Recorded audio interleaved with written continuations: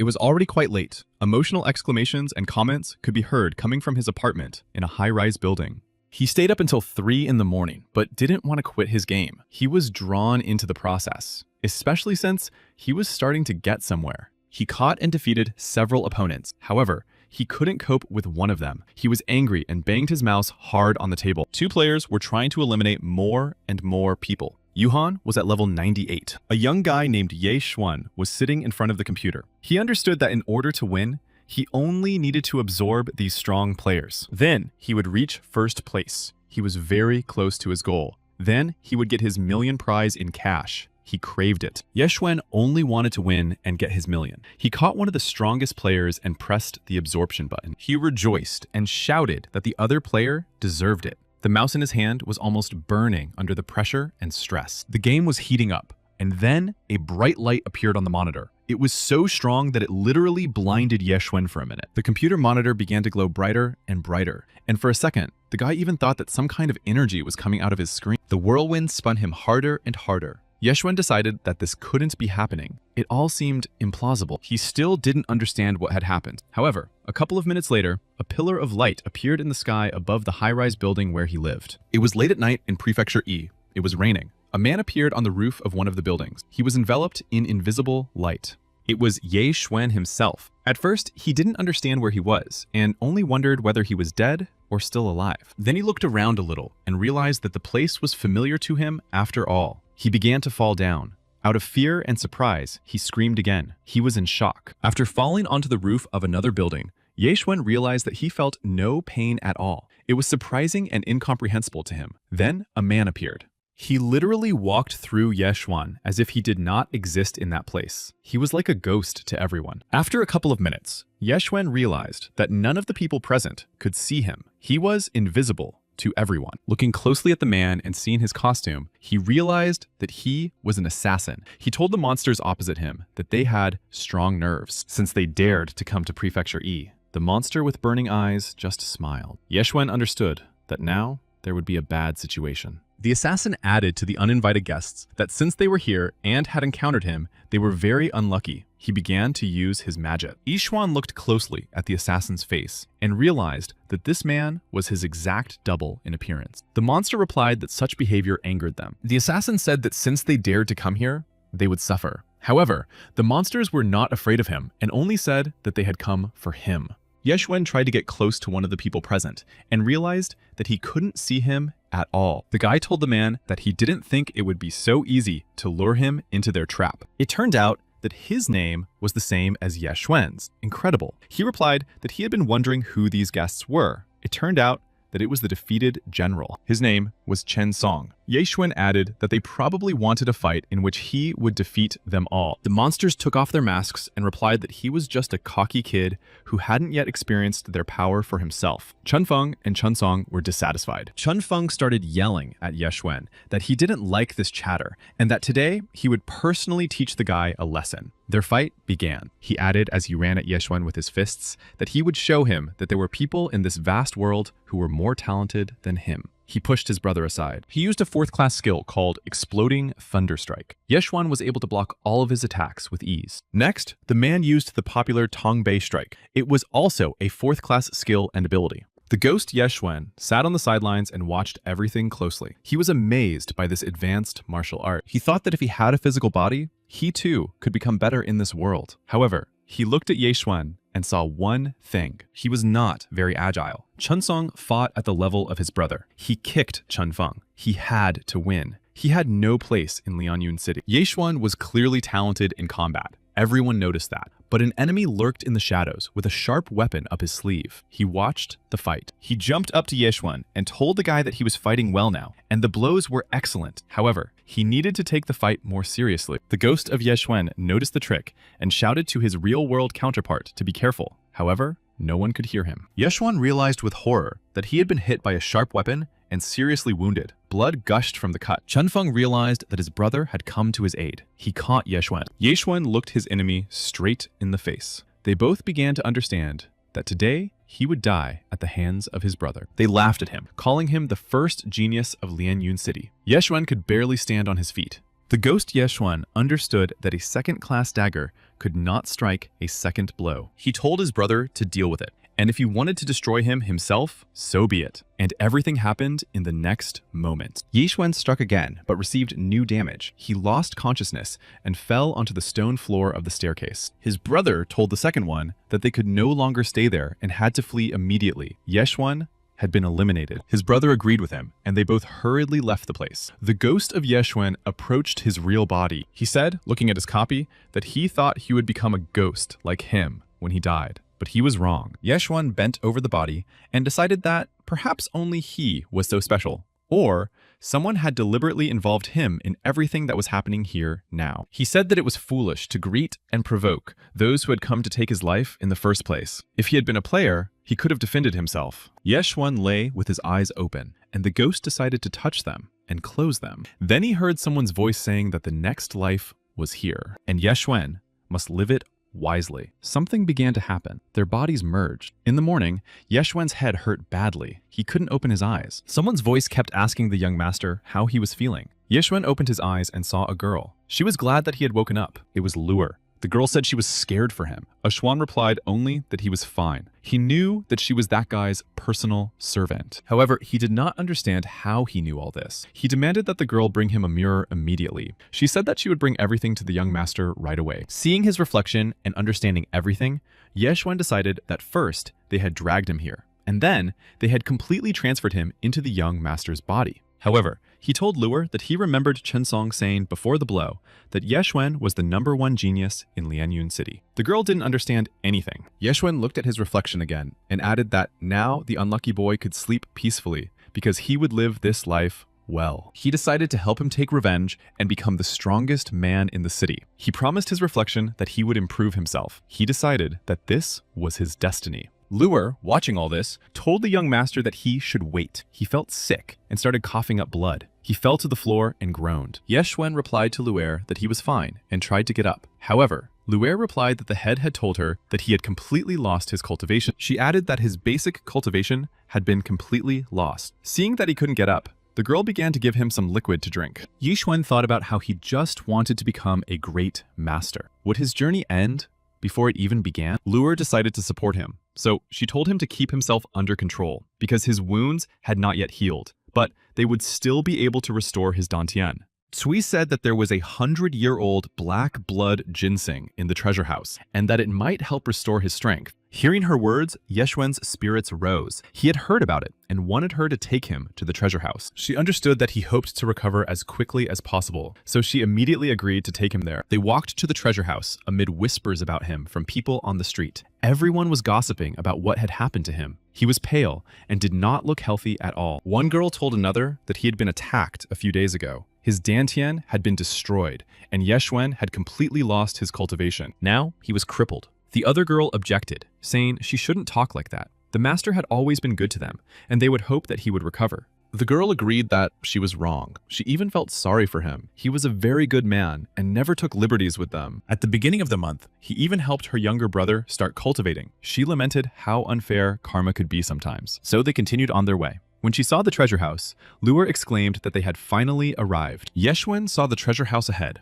It was a beautiful pagoda. The road leading to it was paved with stone. Right in front of the treasure house stood 2 guards led by their third servant. The third servant, a plump, short man, sat at a table with an impassive expression, fanning himself with his fan. When Yeshuan approached them, one of the guards stretched out his hand and ordered him to stop, adding that strangers were not allowed inside. They crossed their spears right in front of Xuan's face, blocking his passage. Then he turned to the third servant and asked him to open his eyes and see who was in front of him. The servant finally recognized the young gentleman, whom he had not recognized at first, so he quickly began to apologize and ask for forgiveness. He asked what the young master needed here. Yeshuan was interested in the 100-year-old black blood ginseng. Hearing that Yeshuan needed something from the treasury, the servant said that for this, he had to bring an order written by the patriarch's hand, and nothing else would do. Lure was outraged by the servant's words. She said that in the past, the young master was allowed to take resources for cultivation without the patriarch's order. She asked what had changed now.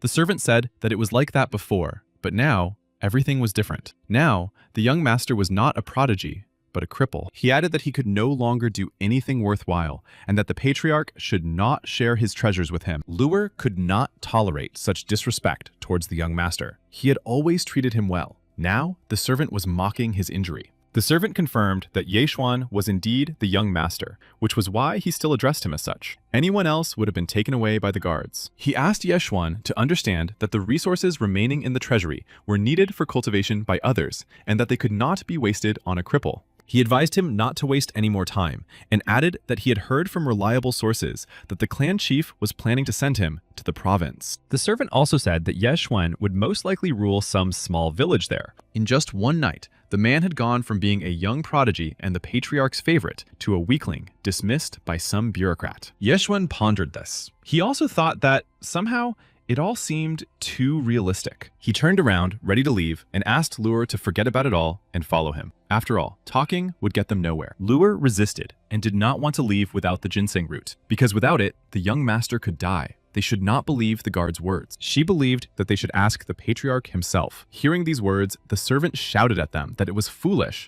because Ye Yuan was crippled, and what else could they expect? Just then, Cui appeared and addressed Ye Xuan, saying that the patriarch was looking for him. She informed him that the head was waiting for him in his hall. Luer thought that this was to their advantage, because they would be able to ask everything in person. Ye Xuan wondered why the patriarch needed him now, and asked Cui what she knew about it. He was curious about what he wanted. Cui was clearly hiding something, as evidenced by her confused look. She stood opposite him, and couldn't say a word because Ye Xuan was so weak. Suddenly, this news completely overwhelmed him. Ye Xuan waited for an answer. Finally, she said that someone from the Lin family had arrived, and that they wanted to break off the engagement. This news about the engagement caused Luer to feel indignant and outraged. She did not understand why they would treat her young master this way. Ye Xuan thought that since it was about the engagement, he would go there immediately. Now, he had to take matters into his own hands. Luer couldn't calm down after hearing the news, because a month ago, they themselves had initiated the wedding between the young master and Lin Shu. Cui advised him to be careful. After listening to her, they hurried to the meeting, as they were already late. The guests were sitting at the table. Apparently, they had been waiting for them for quite a while. Among the guests, Ye Xuan saw his uncle. His uncle also noticed him, and said that he had called him here because the Lin family wanted to discuss his marriage to Lin Shu. But he didn't have time to finish. Ye Xuan continued the sentence himself, because he already knew that they wanted to break off the engagement. He said so directly. Members of the Lin family were present at the table. Their powerful appearance and style of dress indicated their clan. Everything was adorned with precious stone. Upon hearing about the breakup of the engagement, Ye Xuan assumed that something like this would happen in the end, since he was now a cripple who had lost his tribute to Tian. The head of the Lin family addressed Ye Xuan with words of objection and assured him that this was not the case. He stated that he was the one who had insisted on this marriage, and that such a trifle would not make him change his mind. A man in an expensive cloak joined the conversation. He said that one of the best followers of the Tianyuan sect had taken a liking to her and decided to take her as a disciple. That was why she had decided to break off the engagement for his sake. This greatly surprised Ye Xuan. He couldn't believe that the Lin family had made up such a story to mock a cripple. The man decided that young people like him were sometimes ungrateful. He continued that Lin Shu had joined the sect and become the pride of their family. Naturally,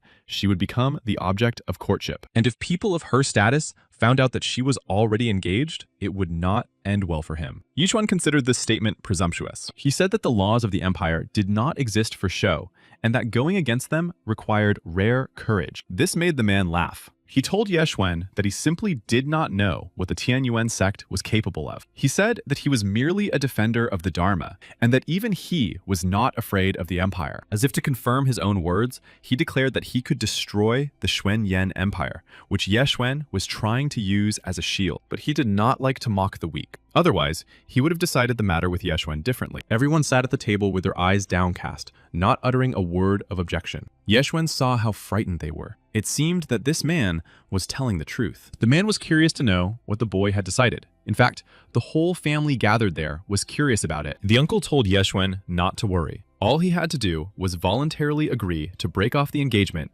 and they would return all the gifts. Ye Xuan thought about his words. How could he have forgotten about the dowry? He remembered that the father of the previous owner of this body had left him a fortune. If he could find the same amount again, or better yet, 3 times as much, he could buy the resources to restore Dantian. It was this plan that prompted him to agree to the breakup of the engagement and no longer argue about it with the Lin family. Ye Xuan made a counteroffer. saying that he agreed but hoped to receive 3 times more than he had originally given as compensation. His uncle was so surprised that he jumped up from his seat and exclaimed that this was not the right thing to do. Yeshwan tried to calm him down a little. He assured him that he had made up his mind and that, after all, he had his own opinion on the matter. Turning to Uncle Lin, he reminded him that he himself had proposed the engagement and now wanted to break it off. If he simply agreed, people would look at him as a laughingstock. He didn't want bad rumors to spread. The head of the Lin family was beside himself, but he pretended that everything was fine. Yeshwan continued that if people started talking about such mockery on their part,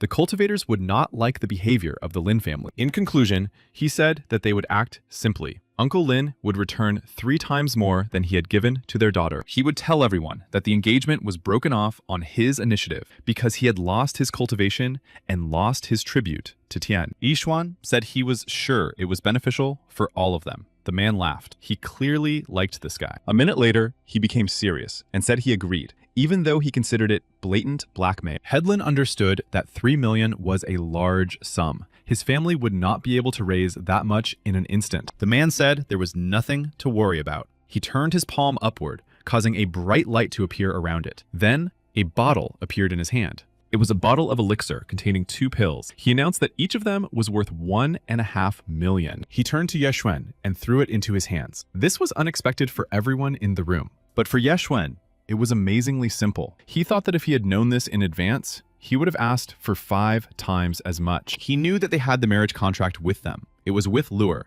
and the girl carefully took it out. Lure wanted to hand it to him, but at that moment, it simply burst into flames. It burned up in her hands, and she didn't know what to do. The man and the head of the Lin family stood up and went to the exit, for the matter had been settled. Yeshwan called out to the gentleman because he did not know his name. Without turning around, the man asked why he needed it, whether he wanted revenge. Yeshwan thought to himself at that moment that he might get something else from him. Such a simple and generous man. One cannot let such an opportunity slip away. Aloud, he only said that he would not dare. He just wanted to know his name, in case the time came when he wanted to become his disciple. The man noted his boldness and said that in that case, he should remember his name. His name was Yu Jin, defender of the Dharma from the Tian Yuan sect. He noted that Yeshwan was smart and persistent, and he regretted that he had lost Dantian. Otherwise, he might have taken him as a disciple. Yeshwan watched them leave, and in the hall, only the remains of the table where they had been sitting a few minutes ago remained. Yeshwan repeated his name once more. Defender of the Dharma from the Tian Yuan sect, Yu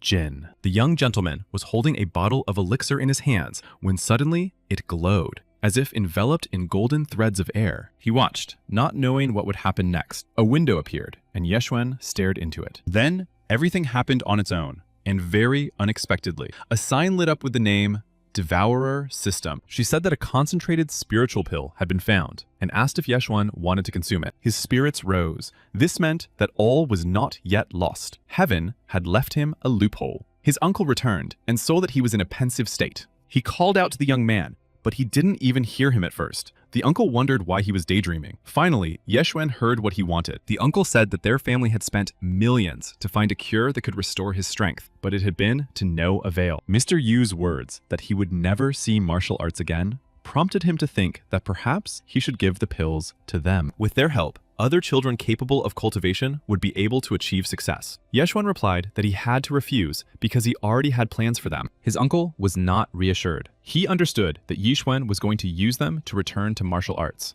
But that was impossible. Yeshwan was too naive, and even if there was a medicine capable of restoring a destroyed Dantian, it would cost an unimaginable amount of money. Besides, when news of these pills spread, someone would surely attack him. It was better to think ahead. Xuan thought about how kind and wise this was. He asked where this wisdom had been when Yujin had given their clan his final word. As soon as he was able to drive him away, they needed his pill. One of the men of the Ye clan was outraged by Xuan's behavior. He asked how he dared to tell the clan leaders that they needed these pills. After all, they would only bring him trouble, but benefit the other children. They only wanted their family to become stronger. They turned to his uncle, outraged by Yixuan's insolence. All the men were heated. His uncle sighed and, turning to Yixuan, said that, in principle, they were all right. Standing with the clan members, he told him that it would be better if he gave them the pills. Yixuan believed his uncle's promise and knew that he planned to send him somewhere far away to help his family with the children. He appreciated his uncle's kindness, but he replied that he had long since decided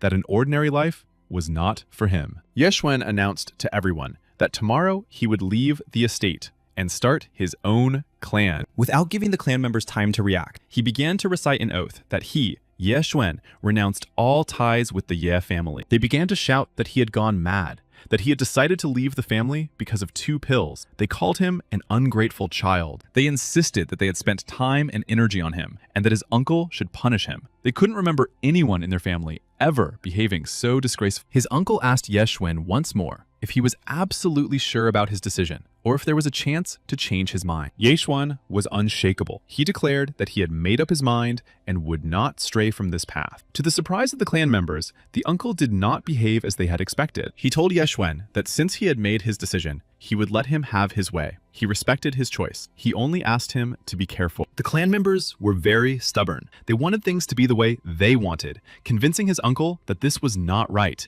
and that it would set a bad example. They asked him to think it over. The uncle angrily ordered them to be quiet. He said that no one should bother Yeshwen anymore, and that they would be blamed if they disobeyed his order. He turned to Yeshwen with a parting word that Luer and her loyalty still belonged to him. Yeshwen noted that his uncle was a reasonable man. He thanked him, and Luer also joined in the words of gratitude. After this conversation, the two headed for the exit, leaving the clan members with their unfulfilled interests. Yeshwen changed into a traveling cloak and stood thinking about which direction to go. Luer also wanted to know where they were going. She was ready to follow the young master anywhere. The bag on her back was proof of that. He said that for now, they would stay at the Drunken Immortal Inn. Luer pointed out that it was an expensive inn, and that they only had enough money for less than a month. She suggested choosing something less expensive, such as the Feng Li Inn. Xuan replied that half a month would be enough for him to recover. Luer was surprised, but glad to hear that he had figured out how to restore his cultivation. He said that he had pills, and it would not be very difficult. The sign with the name indicated that they had arrived. Luer told him to rest, while she went to look for food. Yishuan was even glad that he would be left alone for a while, so he quickly agreed. He had to try to restore his cultivation as soon as possible. He took out a bottle of elixir. He prayed that everything would work out. He took a pill and remembered the command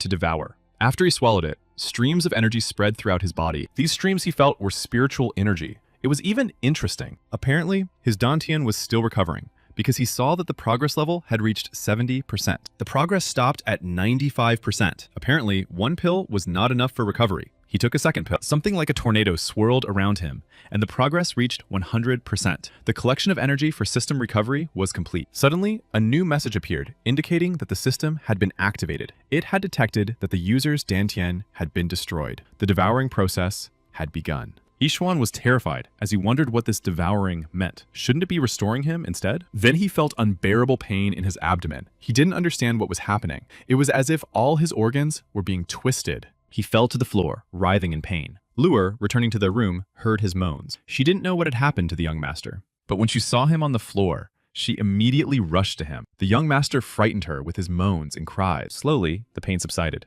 A new notification appeared. The devouring of dantian was complete. The devouring system was fully activated. Yeshuan finally felt complete relief. Some kind of devouring had ended. He realized what was happening. His dantian had changed. He now had an absolute devouring system. It was capable of absorbing anything in order to turn it into spiritual energy and transfer it to its owner. Luer was very happy to learn that he had restored his cultivation and could not believe such an outcome. Yeshuan told her how much pain he had been in, but now his dantian was normal, and he could feel power flowing through his veins. Luer decided to ask the innkeeper to bring wine and set the table to celebrate this joyful event. She declared that it should be celebrated. Yishuan was very hungry, so Luer's idea about food was timely. He asked her to hurry. Luer replied that she would do everything for the young master and would be back in a minute. The girl rushed out of the room and the door slammed behind her. Yeshuan sat on his haunches and looked at his hands. He felt his strength returning. He took control of the devourer system. The notification window told him that it was capable of devouring anything in order to turn it into spiritual energy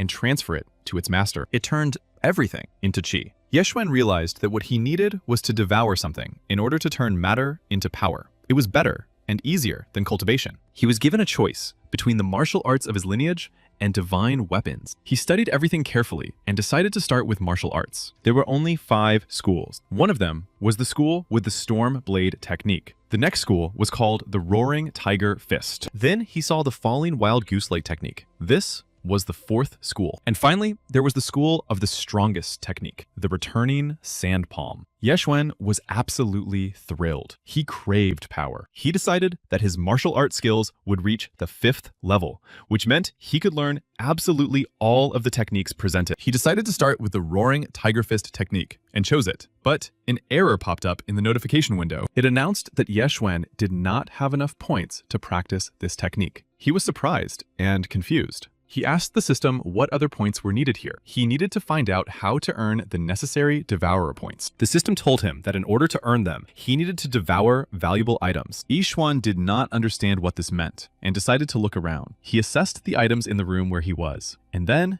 he saw a vase. It was a porcelain vase, and it seemed to him that it looked quite expensive, which meant it was valuable. He decided to use devouring and absorb this item. But then the system notified him of an error again. It said that his posture was incorrect, and then he realized that he should literally eat it. At first, he decided that this was complete nonsense, but he wanted to earn points so badly that he tried it and opened his mouth to try to swallow it. He was alone in the room and consoled himself with this thought. Lifting the vase above his head and opening his mouth, he noticed that it began to change size. The vase shrunk to the size of his mouth, and he was able to swallow it easily. When he was done with it, he decided that he had earned the points. However, the system notified him that the object he had swallowed had no value and was classified as trash. He didn't earn a single point. Each one decided that this was a deception and that he had been promised energy for literally everything. But the system began to explain everything. It said that in order to earn devourer points, it was necessary to swallow valuable items. Yeshwen thought for a minute and then understood what kind of value the system was talking about. It was talking about heavenly treasures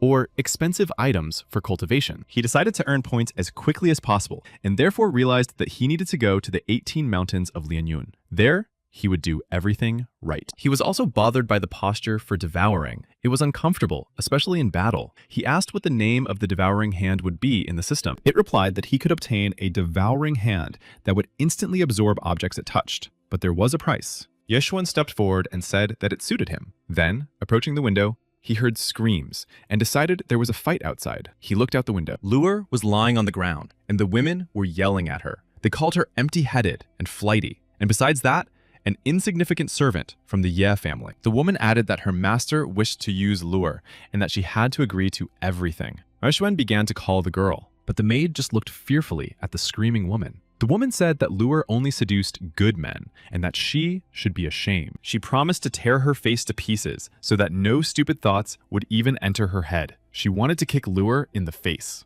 But then the girl moaned. The next second, she herself was kicked in the cheek. Yeshwen himself came to her aid. Seeing this, Luer began to shout at the young master not to get angry and that she was fine. Yeshwen continued to beat the woman who dared to offend his maid. He was furious. He just turned around and looked affectionately at the girl. Yeshwen told Luer that he would always be with her and she had nothing to fear. Luer looked at him with tears in her eyes and remained silent. Her cheeks were flushed with embarrassment. Then they heard the young man's voice. He said that he had recognized the most talented young man in Lianyungang. He was talking about the young Yeshwen. He asked how it was that the young man was still alive. Yeshwen recognized him as one of those who had eliminated his real copy. The young man was aggressive. He said that Ye's family was willing to spend a fortune on his treatment, but he could not be helped. He would remain a pitiful person without cultivation. Yeshwen told Chensong that he had stabbed him in the back that night, and today he was also mocking his maid Luer. He threatened to kill him. The guy just laughed in response. He did not take the young master's words seriously. He looked at the guy and asked who could defeat him. He considered Yeshwen a cripple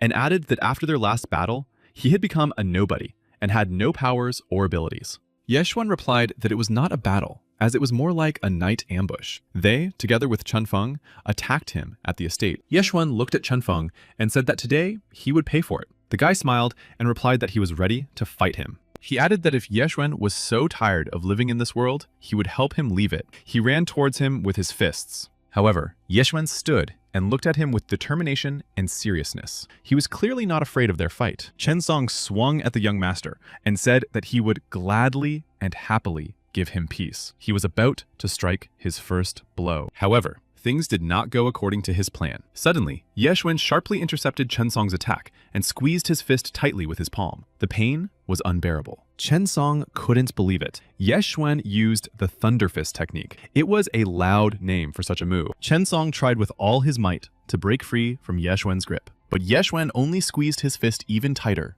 and began to twist the young man's arm. Chen Song realized that Ye Xuan had also used the dragon counterattack technique, which was surprising. He didn't know that the young master knew such things. It simply couldn't be, and he began to scream at the top of his lungs. He kept asking why Ye Xuan's cultivation was still with him, since everyone said the opposite. He howled in pain and barely managed to escape Ye Xuan's grip. The young man began to scream that it hurt too much. Ye Xuan only replied that he wanted to thank him. After all, without their help, he would not have been reborn. The Ye family brought shame upon themselves by spreading false news about him. Ye Xuan looked at his opponent and asked what his last words would be. He advised him to prepare to say goodbye to life. Chen Song replied maliciously that he admitted that Ye Xuan had caught him well, but he did not believe that Ye Xuan would have the courage to destroy him. After all, after his death, a real battle would begin between the Ye clan and the Chen clan, and the Ye family was the weakest of the four great families. He added that most likely, the Ye family would not survive this confrontation. Ye Xuan knew this and remained silent. Chen Song added that no matter how close the Lin and Ye families were,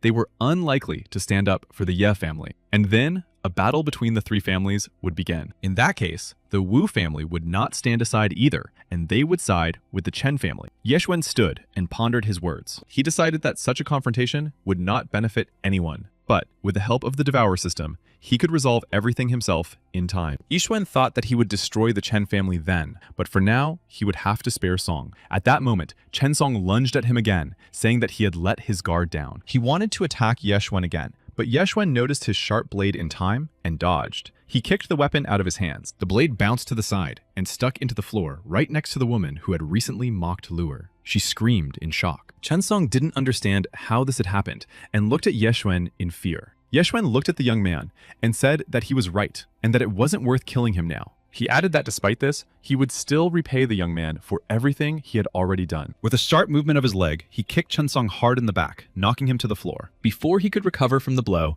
Ye Xuan decided to continue his attack and ran again towards his fallen enemy. He practically fell on top of him from behind, and while Chen Song screamed in pain, Ye Xuan hit him hard several times. The guy jumped up and roared in pain. Ye Xuan kicked him again. He knew that he was physically better prepared than Chen Song, and even had several new martial arts techniques. The guy fell to the floor with a thud, not even having time to defend himself in any way. Seeing that his opponent had finally learned his lesson, Ye Xuan looked at him with a satisfied expression. Then he walked over to Chen Song, who was trembling with pain, and, poking him in the side, said that he would like to say something else to him before leaving. He said that he would not fall for the same trick twice, so all tricks were useless with him. Ye Xuan sat down next to Lure and asked the girl if she was all right. She replied that everything was fine and that only the bruise hurt a little. The people around watched everything that was happening with surprise. There was a man in the crowd who thought that Mr. Ye Xuan had indeed recovered. He decided that he had to report this to the head of the family. Later, a local doctor was invited to the Chen estate. He examined the patient and felt his pulse. The head of the Chen family, Chen Xiang,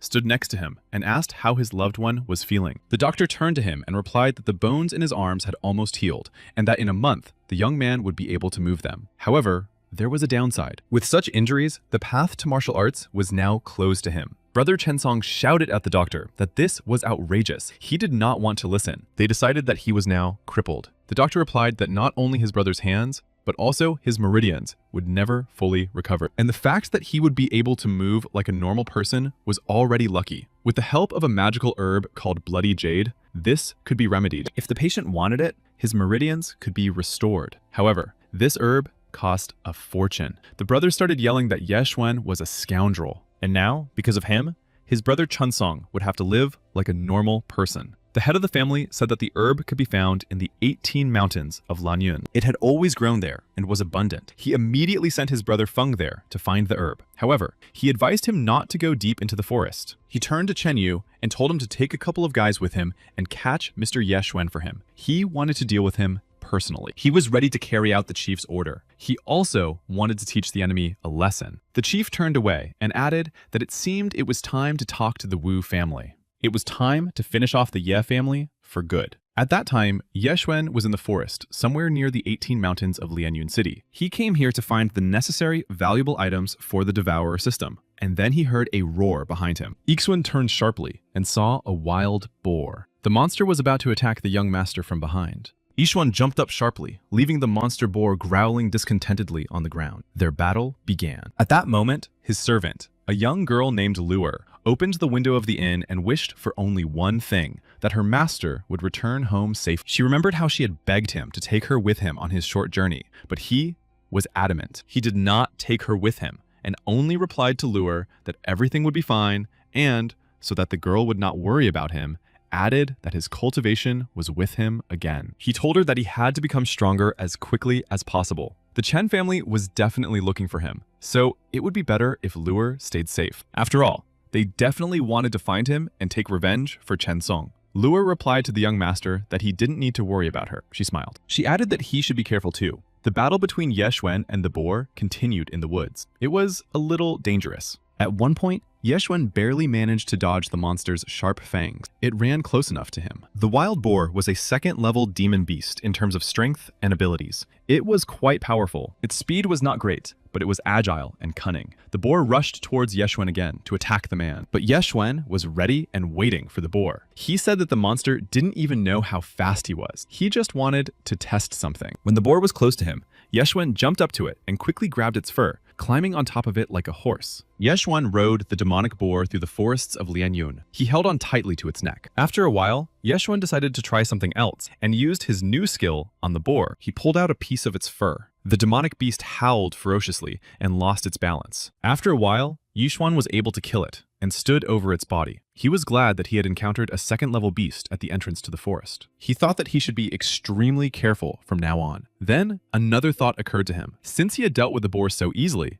then third-level beasts would not be a big problem for him. He moved away from the boar and immediately turned around. Ye Xuan thought for a moment. He remembered that the Devourer system could consume anything, including the bodies of demonic beasts. He decided to test it out. He was hungry anyway, and his stomach was growling. Ye Xuan sat down in front of the demon boar's body. He decided it was worth the risk. After all, he hadn't been afraid to try the vase, and this was just game. He opened his mouth. Choosing what he thought was the right position, he waited. After a while, the boar really did start to shrink in size. Soon, Ye Xuan was able to swallow it. It went straight into his mouth. The system was working correctly. After swallowing it, the system displayed information that Ye Xuan had earned 20 spiritual power points for this demonic beast. He was glad that the system had not let him down. He decided that he could simply exterminate the local beasts and level up in the blink of an eye. Ye Xuan began hunting. He defeated a second-level demonic beast. It was a black panther. The system gave him 20 points of spiritual power. The next beast was third level. It was a fanged wolf, which gave him 30 points of spiritual power.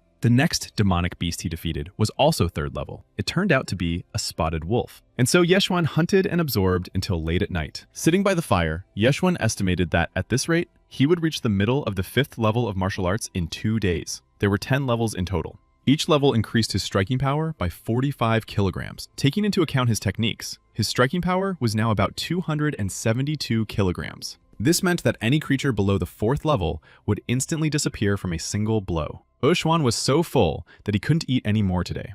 It was time to go to bed. He decided that it would be safer in a tree. Spotting a suitable tree, he jumped up and extinguished the fire. He leaned against the trunk and thought that was enough for today. He needed to rest properly. Just as he settled down comfortably, he heard a strange noise at the foot of the tree. He opened his eyes and became alert. Uninvited guests had arrived. He didn't understand yet and was just wondering who it could be. Xuan listened to a rustling sound on the ground. He peered into the darkness of the forest. Something was moving toward him, and then he saw it. It was a demonic snake, but not just any low-level snake. The guest turned out to be a 3rd-level white phosphorus python. It was not a bad catch for him. However, the snake was unusual. Xuan looked at it. It was a snake that glowed in the dark, but he thought it was a little too big. The young master decided that it didn't matter now. Since it had come to him on its own, it would be a sin to refuse. Ye Xuan took out his blade, deciding that it would come in handy, and so his next hunt in the forest began. He looked at the blade and decided that, overall, it was a useful thing, much cooler than that stupid universal bag. Ye Xuan swung it with all his might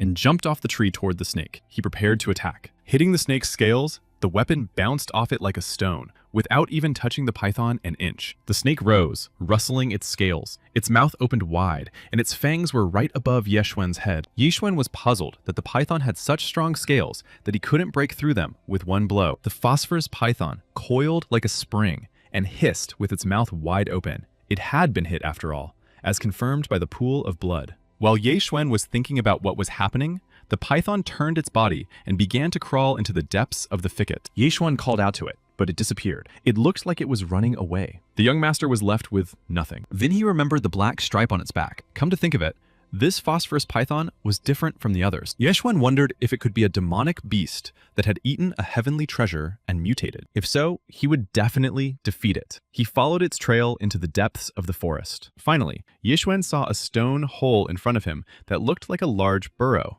and decided that it was most likely the snake's lair. There was also a chance that the treasure that had changed him so much was still inside, and then it would be a great stroke of luck for the young master. Yeshuan was very pleased with this assumption. His journey was becoming more and more fruitful with every passing minute. He entered the stone cave. Looking around in all directions, Yeshuan did not notice anyone at first. Walking deeper into the cave, he saw a lake with a stone island in the center, of which were glowing precious crystals. Yeshuan did not know exactly what was in front of him, but he decided that this was the heavenly treasure. Since it had allowed a third-level beast to advance to the fourth level, it was clearly powerful, and he wanted to take it for himself. Yeshuan began to slowly approach the treasure in order to take possession of it and apply his absorption system. When he reached the treasure, he picked up the largest crystal, hoping to get devourer points for it. He was so absorbed in this crystal that he didn't hear the water in the lake suddenly bubble and the head of a python appear from it. He leaped up like lightning, even destroying stones. He was huge in size and,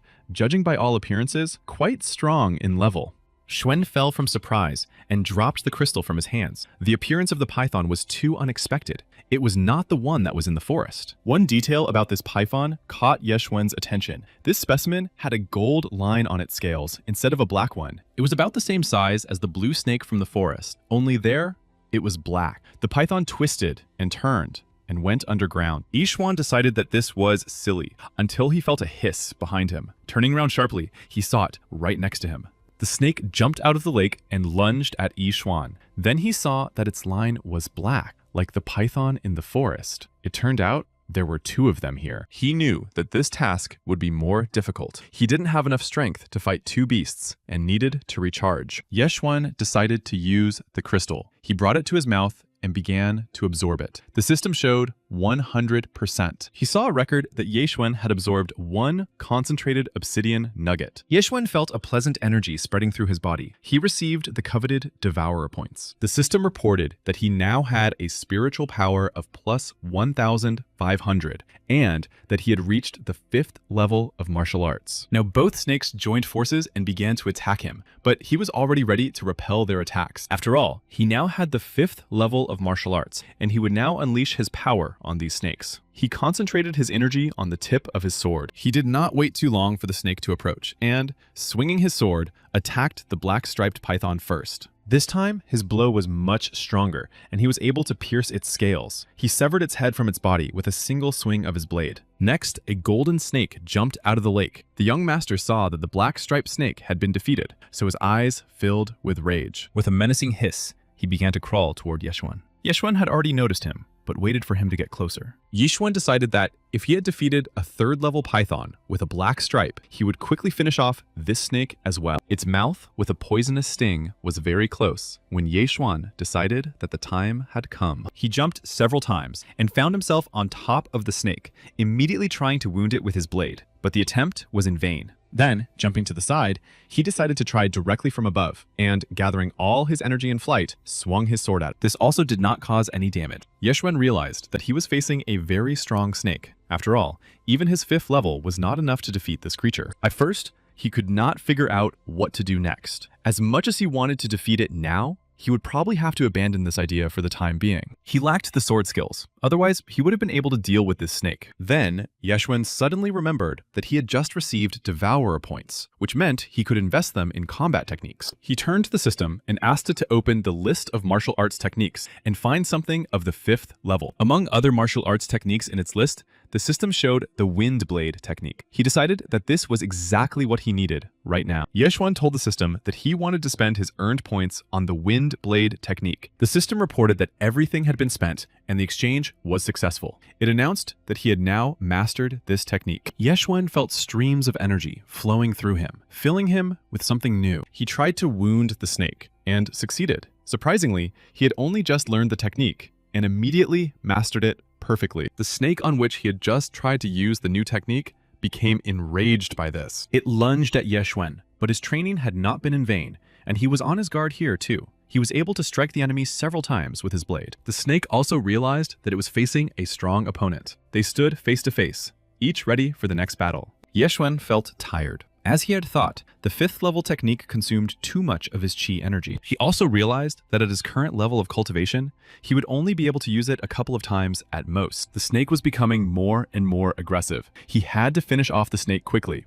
and he knew how to do it. He gripped the blade in his hand with such force that he gathered all his chi and prepared for a lightning-fast, powerful attack. Yeshuan wanted to put all that energy into one strike, which is what he did. Swinging his blade, he attacked the snake. He succeeded. He pierced the snake's torso and cut it into pieces. The demonic beast was finally defeated by him. Yeshuan exhaled. Although it was originally just a simple 5th level monster, it was quite difficult to finish it off. It was more difficult than 6th level monsters. He realized that if it weren't for his 5th level combat technique, he would not have survived. Sitting next to the snake's body, he couldn't imagine how to eat it because there was too much of it. He thought that a devouring hand would come in handy here. He asked the system if he could learn the devouring hand. The system replied that it would cost 3 points. The exchange was successful. Yeshuan reached out his hand toward the snake's body with the desire to devour it, and his hand felt as if it were burning. The snake's body disappeared very quickly. The system explained that he had devoured a 5th level mutated demonic beast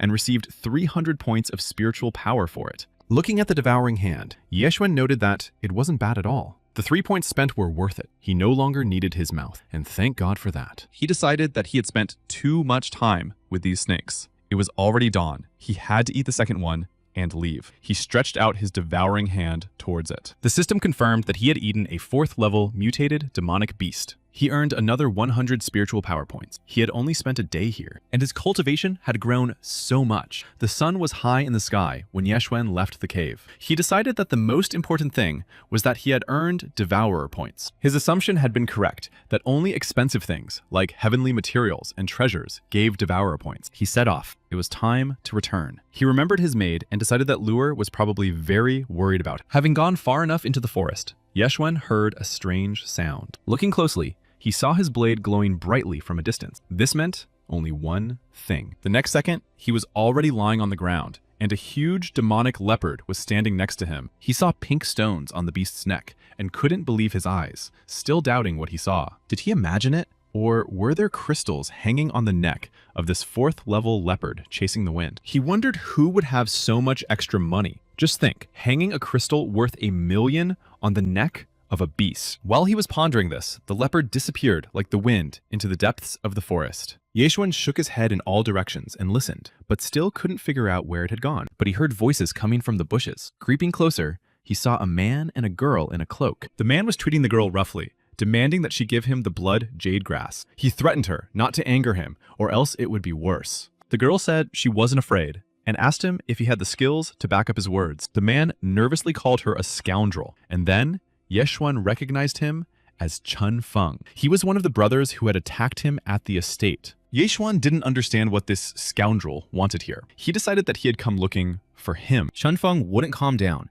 and shouted that he would destroy the girl. Then she would be more compliant. He jumped up with a sword in his hand to strike. The girl did not stand still. She also jumped up, ready to repel his attacks. Chen Feng, watching all this, decided to use the Thunder Fist technique. He had mastered it perfectly, but he met resistance from this seemingly fragile girl. His fist slammed into her palm. Gathering all her strength and abilities, she tried to resist him. A small explosion thundered from the collision of their energies. The forces were unequal. Chun Feng's blows still reached their target, and the girl realized that she was wounded after all. Falling to the ground, she was barely breathing. She lost the cloak she had been hiding behind in the fight. And then Yeshuan recognized her as Shui Qingqing, the daughter of Spei He, the richest man in the city of Wanjin, and an old friend of his former host. Chen Feng raised his sword above her and told her to say hello to the spirits, as he intended to finish her off right then and there. Seeing all this, Yeshwen realized that things were going badly, and that he had to rescue his acquaintance from trouble. He broke a branch in his hiding place to scare off his opponent with the sound. Chen Feng missed, distracted by the sound. Chen Feng turned his head and shouted angrily, "Who's there?" He was angry that he had been prevented from delivering the final blow.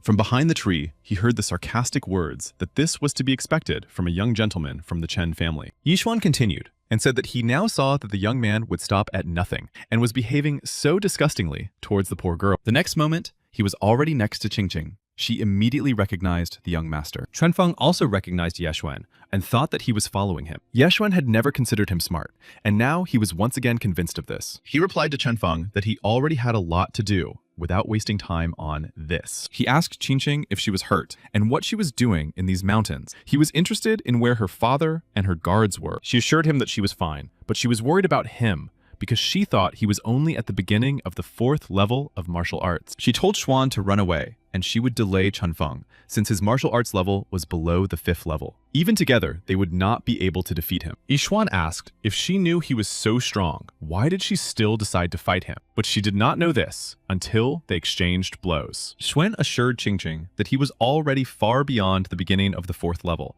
and that she shouldn't worry about him so much. The young master surprised her greatly. She exclaimed that she hadn't noticed when he had already advanced to the 5th level of martial arts. After all, when they last saw each other just a year ago, he was at the beginning of the 4th level, and now he was already at the 5th. She admired him. She said that he was a natural genius, and that she demanded that he protect her honor. Qingqing turned to Chen Feng, pointing her finger at him. Yixuan agreed and replied that she could calmly watch as he destroyed the enemy for her sake. Chen Feng, hearing this conversation, was extremely surprised at how he would do it, because in their last battle, he had fallen, and he hadn't even really tried. But so be it. He would let him feel the power of the Chen family's Thunderblade technique on his own skin. He added that Chen Feng would pay for his brother's broken arm. Yeshwen was calm and wished him luck. He would need it. Taking his blade, he began to form a spatial ring, gathering chi energy in it. Chen Feng saw what Xuan was doing and was very surprised, but at the same time, he saw a double benefit in eliminating Yeshwen now. They quickly ran towards each other and prepared for battle. Brother Chen Song was happy for the chance to avenge his clan.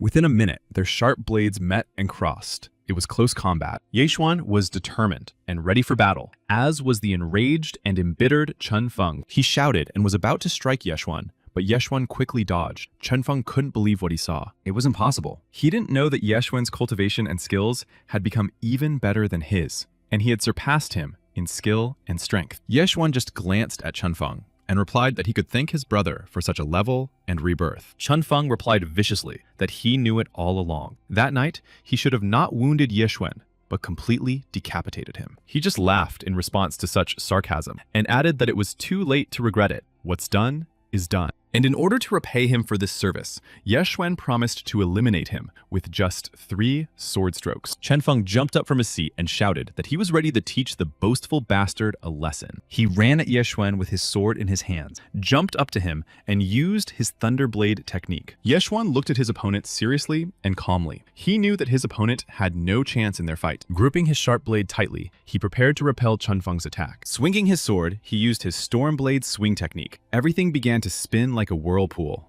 Yexuan continued to spin the vortex and streams of energy, which grew stronger and stronger. However, when the fog and dust cleared, Yexuan did not understand what was happening. Nothing had happened to Chen Feng. He was disappointed. Yexuan believed that the technique was capable of destroying the enemy, not just raising clouds of dust. Chen Feng replied that he did not understand anything. He had taken on the Thunderblade technique, but nothing had happened to Yexuan. He remained completely unharmed. Yexuan replied that the technique he had just used was only at the 5th level of martial arts. Yexuan smiled and added that he could teach Chen Feng if he wanted. All he had to do was fall at his feet and bed. Chen Feng started shouting that he despised the entire Ye family, but he thought to himself that he was in a bad situation. He did not yet have that level of martial arts skill and could lose to Yexuan. He could not understand where Yexuan had acquired 5th level techniques. Yexuan said that politeness was apparently too difficult a quality for Chen Feng, and that he could become his godfather for spiritual growth. Chen Feng looked at the girl. She was close to him,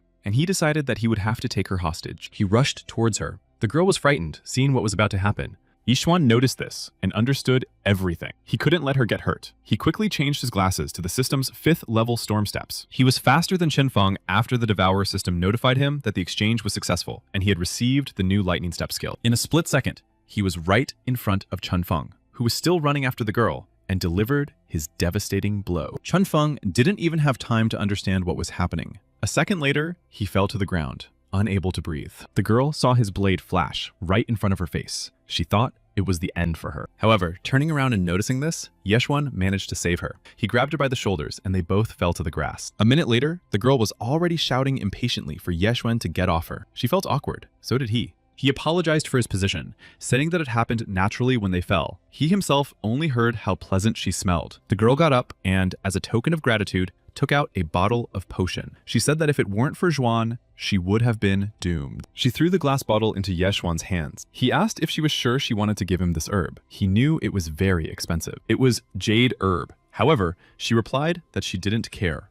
The important thing was that she was alive. Her father was the richest man in Wanjing, and they had plenty of this herb. Yixuan took the bottle and thanked her. He asked what she needed in the 18 mountains of Lanyun. She replied that she wanted to go to the Lei sect. Her father had strictly forbidden her to do so, but she decided to sneak there and got lost. Yexuan replied that in that case, she should be glad that she had met him. He suggested that the girl return to Lanyun first. He added that he and Luer had not seen each other for a whole year, and he thought he should treat them to a good dinner at their establishment, the Drunken Immortal. She replied that this was wonderful because she was already very hungry and would like to try fried lotus seeds with fish. An hour later, they approached the city. At the entrance, Yexuan was met by a man who shouted that he was glad to have finally found him. He hurried Xuan along and said that he needed to go to the estate. And quickly, someone had severely beaten little Luer. Yexuan asked who would do such a thing. It was reckless and brazen. The man replied that someone from the Chen family had done it. He took some men and went to look for Yixuan. When they found out that the master was not there, they came and beat Luer. The news that Yexuan had crippled Chen Song reached the Ye family. The head of the clan sent his dogs, and they found Lua. Now she is back at the estate. However, her condition is critical, and it may be over for her. Yexuan shook the man's shoulders and asked what exactly was wrong with her. The man replied that the doctor who examined her said that her organs had been destroyed by a stream of evil energy. She would most likely not live to see the evening. Yixuan understood how serious the situation was and rushed toward his estate, cursing. He couldn't understand how enemies could attack an ordinary person. As he ran, he kept thinking that he hadn't fully assessed the situation and had underestimated the malice of the city's residents. He ran decisively into the courtyard of the Ye estate. There, at the head of the bed with Luer, sat a woman. She was caring for the girl as best she could. He ran into the room and told the woman that she could leave for now. She stood up, bowed to the young master, and said she was leaving. Xuan waited until the door closed behind her and approached the bed where the sick Liu was lying. The girl looked very bad. She was unconscious and seemed to be in great pain. Yixuan told the system to exchange the Devourer's glasses for the dew he had collected from the flowers. The system replied that it had made the exchange, and a clear liquid appeared in the bottle. Yexuan took it and opened it. He gently lifted Luer and gave the girl this dew collected from hundreds of flowers to drink. It was a special, powerful potion. It neutralized all kinds of poisons and healed other injuries. It also worked as a painkiller and accelerated recovery. It was the best treatment for people whose cultivation level was no higher than the 9th. Yixuan looked at Luer. The dew was clearly beginning to take effect on her body. The young master decided that he was lucky to have earned so many points in the Lanyun Mountains. Otherwise, he would not have been able to save Luer. Footsteps were heard, and men entered the estate with their leader. The young master went out to meet them. The chief asked Yexuan how his maid was feeling now. Yexuan replied that he had given her a legendary potion. It worked in all 18 mountains of Lanyun City. He said that after a good rest and sleep, the girl would be fine. She would recover. The chief replied that he was glad to hear it, and that he had seen how Yexuan had quickly regained his cultivation. They all noticed that he had become much stronger. Yexuan smiled and proudly declared that this was true, and that he had already reached the middle of the 5th level. The head said that it seemed that something good had happened to the young master in the 18 mountains of Lianyun. The bald man next to him added that he regretted his past conversations, and that if he hadn't tried to pressure Yexuan back then, Yexuan wouldn't have left his estate, and everything would have been fine with Luer. They all said it was their fault. They hoped for only one thing, that Yexuan would let the past remain in the past and return to the Ye family estate. That Yexuan would let the past remain in the past and return to the Ye family estate. Ye Xuan replied that he did not blame them for what had happened to Liu. He understood that they were only concerned about the well-being of the Ye family. He added that it was his lack of restraint that was to blame for how things had turned out. He had been thinking about something else. Xuan decided that he would need a huge amount of resources to activate the system. He had to enlist the clan's full support. Ye Xuan looked at them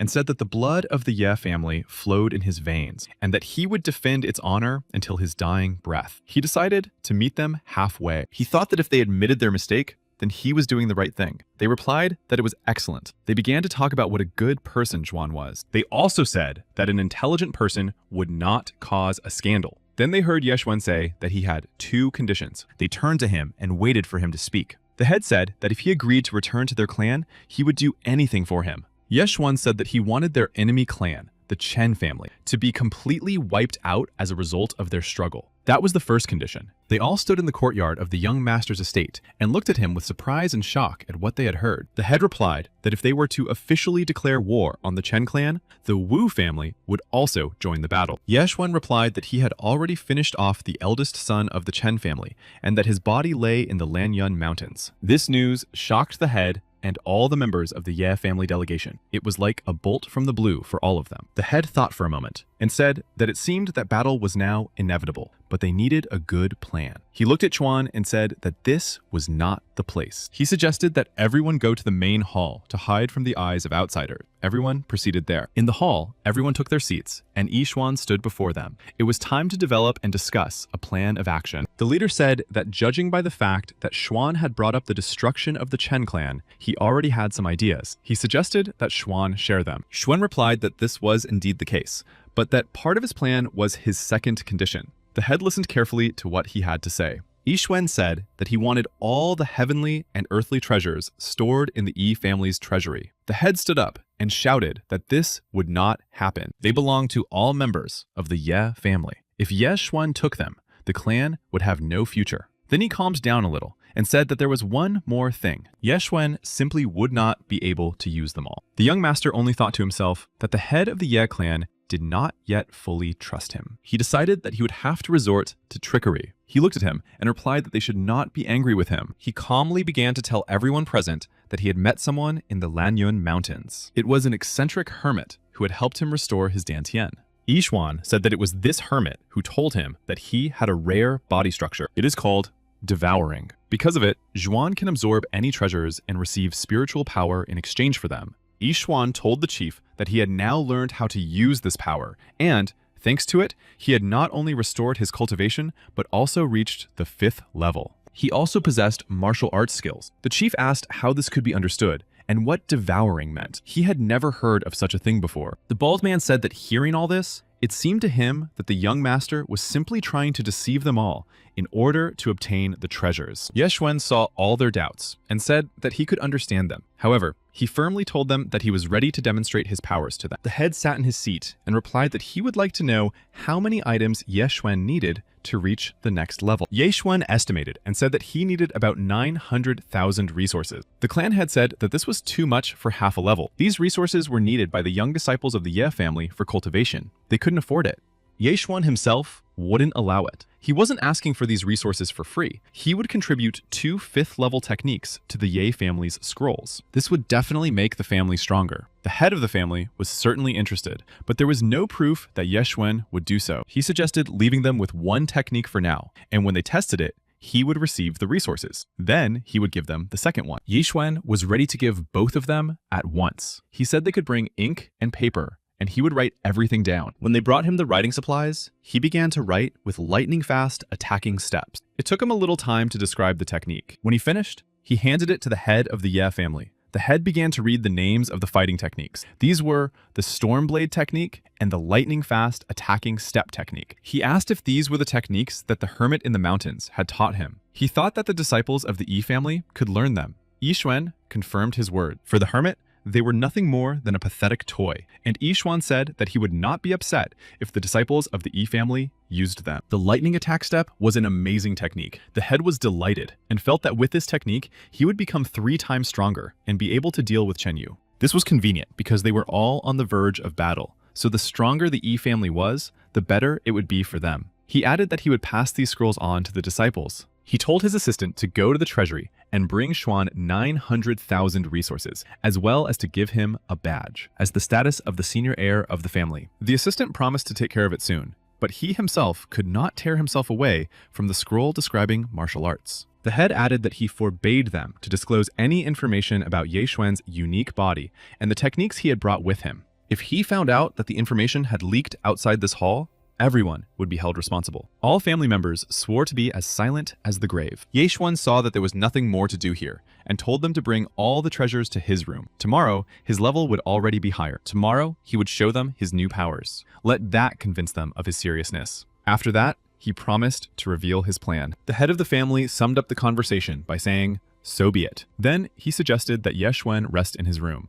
as he must be tired from riding through the mountains. The head of the family believed that heaven was on the side of the Ye family, and that Ye Xuan was a blessing sent to them by God. He laughed. The head decided that now he would be stronger and more powerful than the heads of other clans, and their young master would help him in this. Early in the morning, when the birds began to sing with the first rays of the sun, the Yi family's estate was bustling with activity. The treasury servant hurried the porters who were carrying heavy chests because the young master was waiting for the treasures. He said that they should not keep the young master waiting, otherwise they would be in trouble. He was clearly on edge. They finally brought the young master the items he wanted. Ye Xuan ordered them to bring them inside. The porters carried the chest into the room, placed it on the floor, bowed low, and took their leave. Ye Xuan sat at the table and enjoyed his morning tea. When he noticed that the third steward was leaving after the porters, the treasury servant also wanted to leave quickly, as he was afraid of meeting Ye Xuan and his anger over their previous conversation. But Ye Xuan, remembering their previous meeting, told him to stay,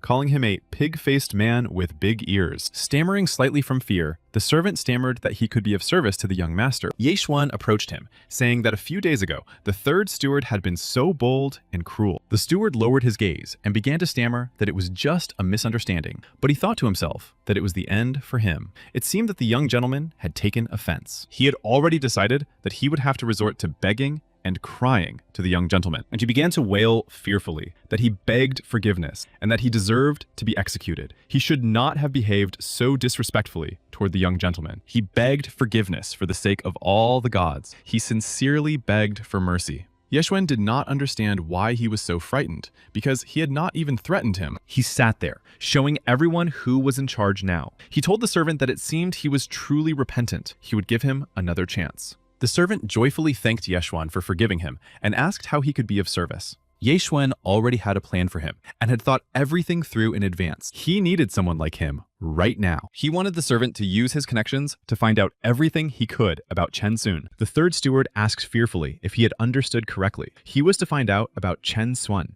Ye Xuan's expression frightened him to death. He said it was nothing complicated. His aunt's niece's son worked for the Chen family. He would ask him for help. Ye Xuan didn't care how he did it. He just wanted him to keep in mind that the residents shouldn't find out about it. The steward confirmed that the young master didn't need to worry about that. He would be as silent as the grave. Ye Xuan let him go, warning him that if he completed the task, he would even receive the respect he deserved. The servant bowed and hurried to the exit with great pleasure. He did not want to stay there any longer. Ye Xuan could not wait to open the treasure chest. Closing the door, he quickly opened it. There were many gold coins inside. He was delighted to see such enormous wealth, as now he would be able to improve his martial arts skills. He put his hand into the pile of gold coins and gave himself the command to devour. The system was activated. All the coins from the chest instantly merged and flowed into Ye Xuan's body like a golden stream. Streams of energy swirled around him like a whirlwind, filling him with power. The system reported that the absorption was successful. He had reached the 6th level of martial arts. Ye Xuan felt that each level increase was a huge boost. He felt that both his body and his spiritual power had reached new heights. He was bursting with powerful energy.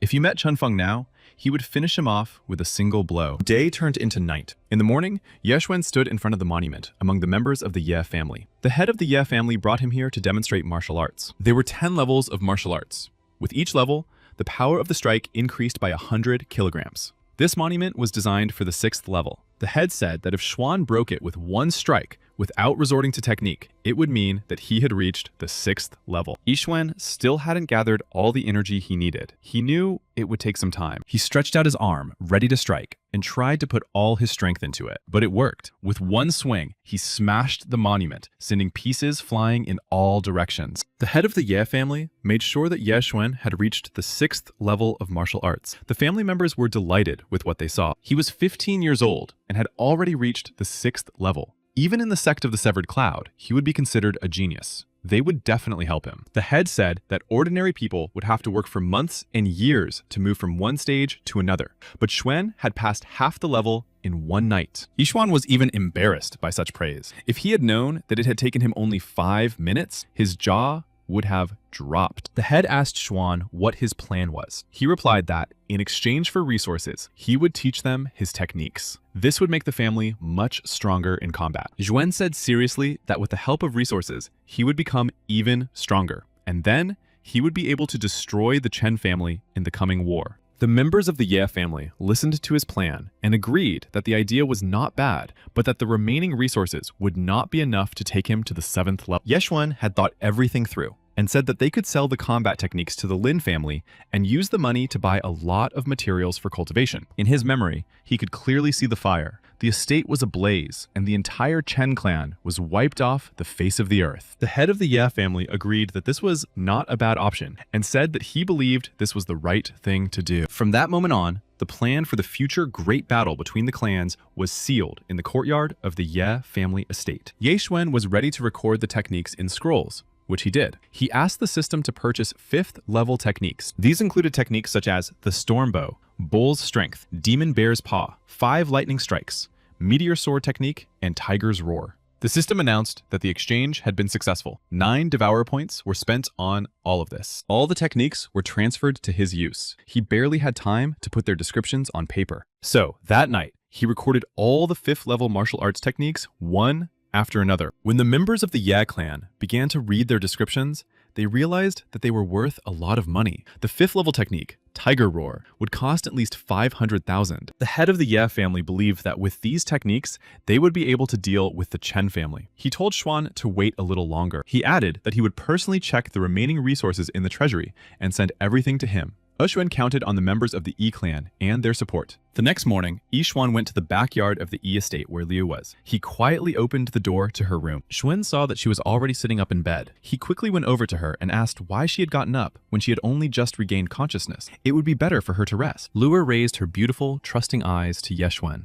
The girl was still weak, but she felt much better. The next second, she threw herself into his arms. She had thought she would no longer be able to serve him. Ye Xuan began to scold her for getting out of bed before she had regained her strength, and for the thoughts that had crossed her mind. He added that he would never abandon her. The young master kindly offered to bring her something to eat, as she must have been hungry after 2 days of illness and suffering. Looking at her master, Liu wanted him to stay with her for a little while longer. She understood that he had saved her. Sister Qingqing had already gone to get food. Ye Xuan was upset when he heard this. He didn't understand where she had gone. They had enough food, after all. Liu told him that she had said she knew a restaurant that served food that would speed up recovery. He called her silly and said that Qingqing probably just wanted something tasty and could have told him directly. Just then, someone knocked on the door, and one of the servants reported that a letter had been delivered to the young master, a personal and very urgent one. Ye Xuan allowed the man to enter the room and took the letter from him and began to read it. His eyes widened in fear at the text. Someone had written that if he wanted to save this girl, he had to come to the forest, located 5 kilometers north of Lianyun. Just below that was a note saying that if he came with someone else, they would have to cut off her hands. The servant had not yet left, and Ye Xuan asked him who had delivered the letter. The man said that the person had simply dropped it and run away. Ye Xuan realized that the man knew nothing and let him go. Luer looked questioningly at the young master. She asked him what had happened. Xuan knew that she must not get upset. She had not yet recovered, so he decided to lie to her, saying that the foolish Qingqing had forgotten to take the money. Now she was asking Ye Xuan to help her out. He added that Luye needed to rest, and that food would be brought to her right there. A quarter of an hour later, Ye Xuan was already in the forest, located 5 kilometers north of Lianyun. He was sitting in ambush and noticed 3 people in the clearing. Ye Xuan climbed down and moved closer. He realized that the girl was being guarded by 2 guards. She was sitting on her knees. It was definitely her. He looked closely and noticed that she looked very sad. It seemed like she was thinking about something. Then, Yeshwen noticed 5 more people in another tree. The rest of the soldiers were hiding in the distance. He realized that it was an ambush. That was what he had thought from the beginning. They were trying to use her to lure him into a trap. And then he saw another one. It was none other than a member of the Chen clan himself, Chen Chang. He was standing there, watching everyone closely. Yishun didn't understand one thing. Why did he suddenly need to take Qingqing hostage? He decided that the rumors that he had killed Chen Feng had reached them, and now they had set up an ambush for Yeshwen. They were all waiting for him and wanted revenge. The young master needed a reliable plan. He knew that if he just tried to break in, Qingqing would be in danger. And then he suddenly came up with an idea. It was quite feasible. He asked his system for a medium-quality black iron bow. The price of such a weapon was 2 Devour points, and he successfully made the exchange. Yixuan took the bow he received from the system and pulled the string to deliver his first surprise attack on his enemies. The arrow flew straight towards where Qingqing and her 2 guards were sitting. It was a little dangerous. All 3 noticed the sharp arrow rushing towards them. It all happened in a flash. Drops of blood appeared on Qingqing's face. Thank God, Yeshwen did not miss and did not even hit the girl. But her guards fell to the ground, lifeless. A member of the Chen family shouted that he realized Yixuan was there. He was angry after seeing that the trap had not worked quite as they had planned. Yixuan's arrows had actually freed his captive, and he saw how quickly the young master of the Ye clan had appeared near Qingqing. He began to shout that he hated him and immediately ordered all his men to come out of ambush. He yelled at them not to let Yeshwen and Qingqing get away and to hold them back. The warriors jumped out from behind the trees. They took out their weapons and literally surrounded Yeshwen and the girl he had rescued. The young master saw all this. He assessed the situation and, throwing his bow on the ground, said he was not surprised by this. In his opinion, all members of the Chen family were capable only of such despicable and dishonorable tactics as this ambush. He took out his sword. The surprised soldiers of the Chen clan surrounding them realized that he was drawing a spatial ring with his weapon. It was amazing to everyone. Yeshwen cut the ropes that bound Qingqing, and she tenderly told him that she was glad he had finally come for her and saved her. Chen Qiang told Yeshwen that if he gave them his spatial ring and 5th level combat techniques now, he would forgive him for his brother's death. He added that in that case, he would even let him and the girl go. Yeshwen just thought about the fact that he didn't know that he possessed combat techniques, and also that he was the one who killed his brother. And then it occurred to him that there was a spy in his Ye clan. He turned around and saw Qingqing's face. The girl was happy and humming something. She could only prevent Yeshwen from defeating his enemies. He decided that it was worth pretending to agree. Later, he would have the opportunity to deal with everyone. He decided that he would go along with it so that he could destroy them all at once later. He looked at the surprised Qingqing and ordered her to run, saying that he would take care of everything himself. The girl said that she would never run away. After all, Yeshwen had come to save her, and she couldn't just leave him here with the enemies. Yeshwen replied that she would only get in his way now. If she was caught again, it would be the end for all of them. He asked her once more to listen to his request. Their conversation was interrupted by the nervous brother Chen Song, who kept asking what Yeshwen had decided. The young master turned to him and replied that he wanted to be sure that they would keep their promise and let them go. Chen Shang replied that this was a matter of course. He was not called that for nothing, and he always kept his word and his promises. Yeshwen decided that it would be great if this turned out to be true. He told him that he agreed to these terms. Chen Chang called one of his men and ordered him to quickly finish the deal with Yeshwen. The man ran up to the young master and, holding out his hand, told him to give everything up quickly. At that moment, Yeshwen shouted that he should catch it and threw his weapon at him. The ring flew straight at the warrior from the Chen clan. He couldn't even utter a single word. A strange and frightened expression froze on his face. His body fell to the ground, cut in two. Chen Xiang shouted at Yeshwan that he was an insolent man who was probably tired of living. He said that now he would take everything he wanted from him when he was done with him. He immediately ordered all his men to attack Yeshwen at once. The warriors of the Chen clan raised their weapons and prepared for battle. While Yeshwen was fending off the attacks, he ordered Qingqing to run away as quickly as possible. She rushed towards the forest. She said she would bring help. Qin Cheng replied that the girl would not get far anyway. But first, they would deal with the young master. His men understood their orders and rushed at Yeshwen with their weapons. There were too many of them for him alone. Yeshwen assessed the situation and, activating the system, took his sword in his hands. He was ready for battle. Using one of his newly acquired techniques, he began to strike devastating blows at his enemies. They recoiled with cries and groans. Chen Xiang saw what was happening and realized that this was how Yeshwen had killed his brother. It was an amazing sight. but he didn't want to watch it. He wanted to take revenge on Ye Xuan. He ran straight at him. He shouted that when he also mastered such a technique, he would be able to compete with his older brother for the position of clan leader. He craved and loved power. Therefore, his desire to obtain the technique completely blinded him. At that moment, Ye Xuan was fighting one of the warriors of the Chen clan. At one point, he turned around and noticed Chen Chong behind him. He shouted and prepared to attack, but Ye Xuan managed to jump to another place. Chen Chang said that he could see how fast the guy was, and that it was most likely also one of the 5th level techniques. He said that the old man from the Ye clan had not lied. He ran towards Ye Xuan again, shouting at him to be brave and fight him instead of running away. Then the young master replied that he was ready for battle. He quickly drew his blade and jumped into the air to attack his enemy. He used the triple piercing thunderblade technique, and suddenly, not one, but 3 sword tips were coming at Chen Chang. He was shocked, and then there was an explosion. All the energy from the technique was eliminated. They were both thrown to the side. Ye Xuan looked at his opponent and said that he could see that he had quite strong claws. The latter only replied that he understood that Ye Xuan had indeed reached the 6th level of martial arts. And then a question arose in the young master's mind. He asked his enemy how he knew this, since it was supposed to be kept secret by the members of the Ye clan. But Chen Chang did not want to continue small talk,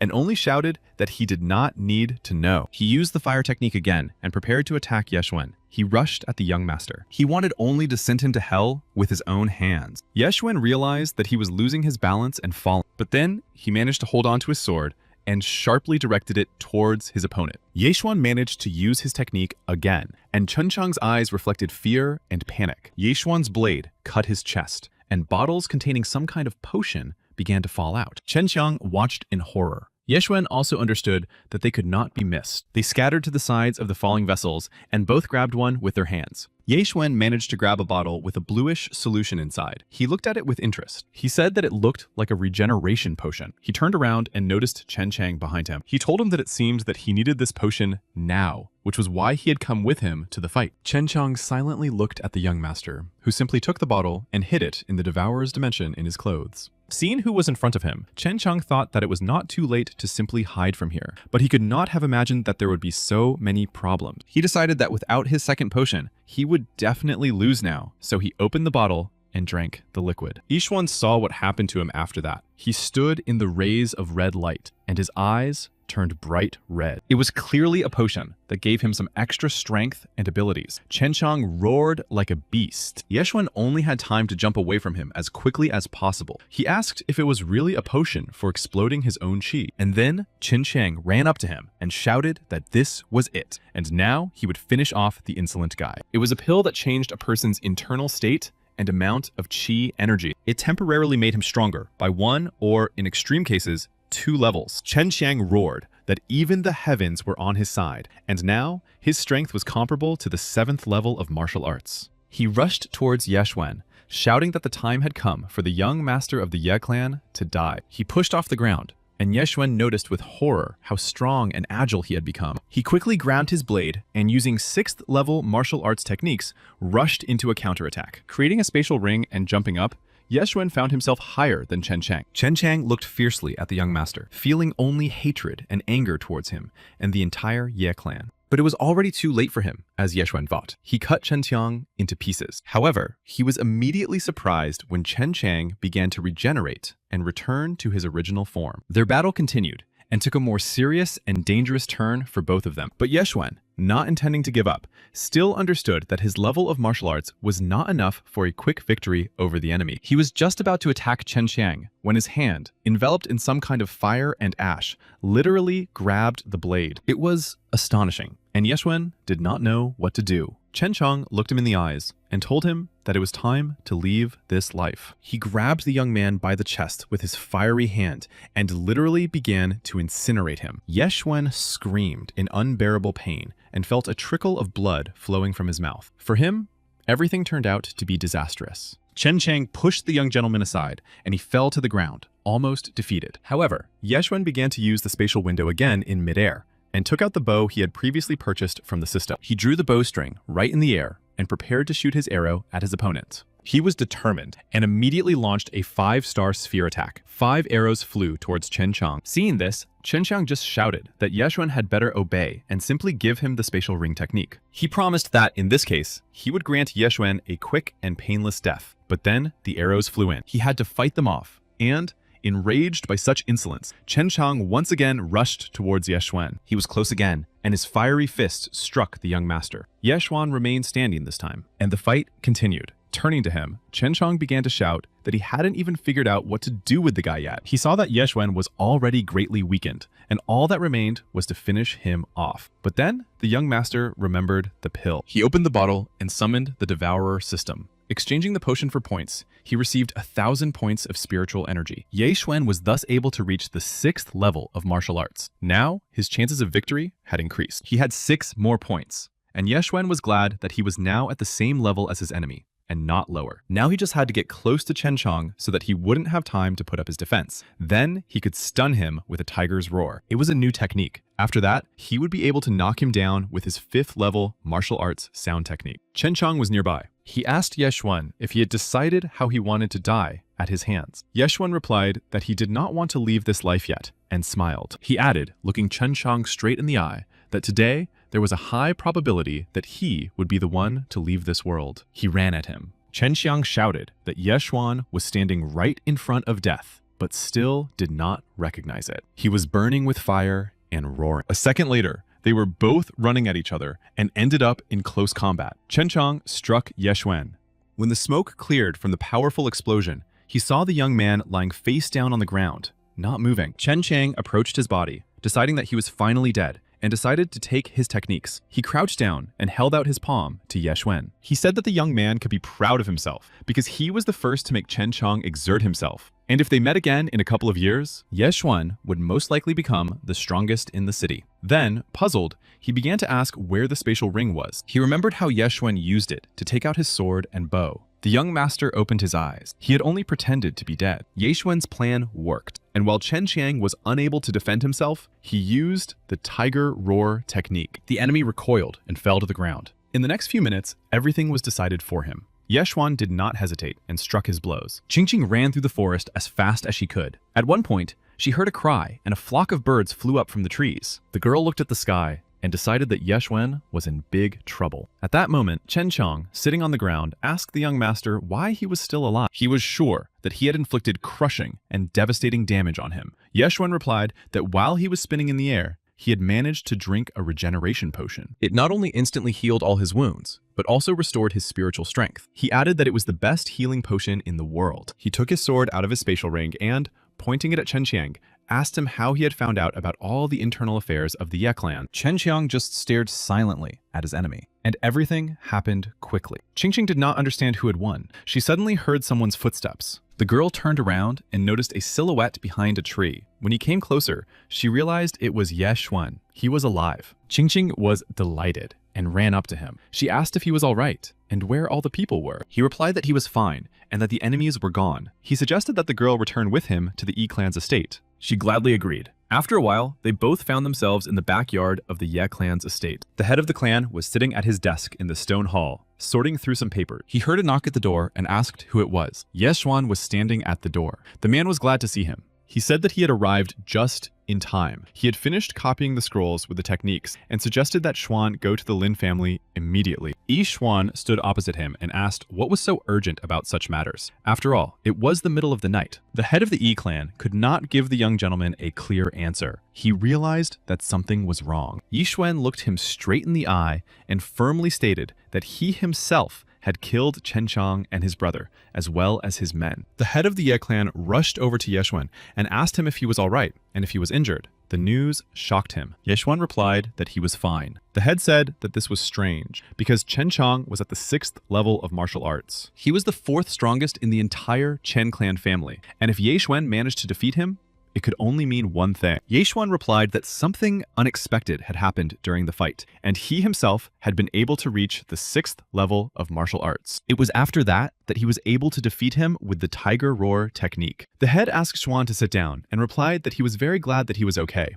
He asked why Yeshun had decided to eliminate Chen Chen after all. He suggested that their family members had learned of the death of Chen Feng's brother. Yeshun walked to the back of the room and sat down opposite the head. He replied that they had not learned anything yet. However, he now understood that there was a traitor in the ranks of the Ye clan. He looked sternly at the head. The head's legs buckled at this news, and he asked Yeshun if he knew who the spy was. The young master stated firmly and confidently that he knew and that it was their chief elder. The clan leader asked how sure Yeshun was of this. He replied that he had to work hard to get the truth out of Chen Cheng. The elder had lost 20 million to the Chen family in bets. That's why he was being blackmailed, and he did what he did to save his own skin. The clan leader flew into a rage. He slammed his hand on the table and even jumped up from his seat. He never expected their chief elder to be a gambling scoundrel. He shouted indignantly about how Chen Chong dared to betray the family. The family head calmed down a little and asked Yeshun if he knew anything else.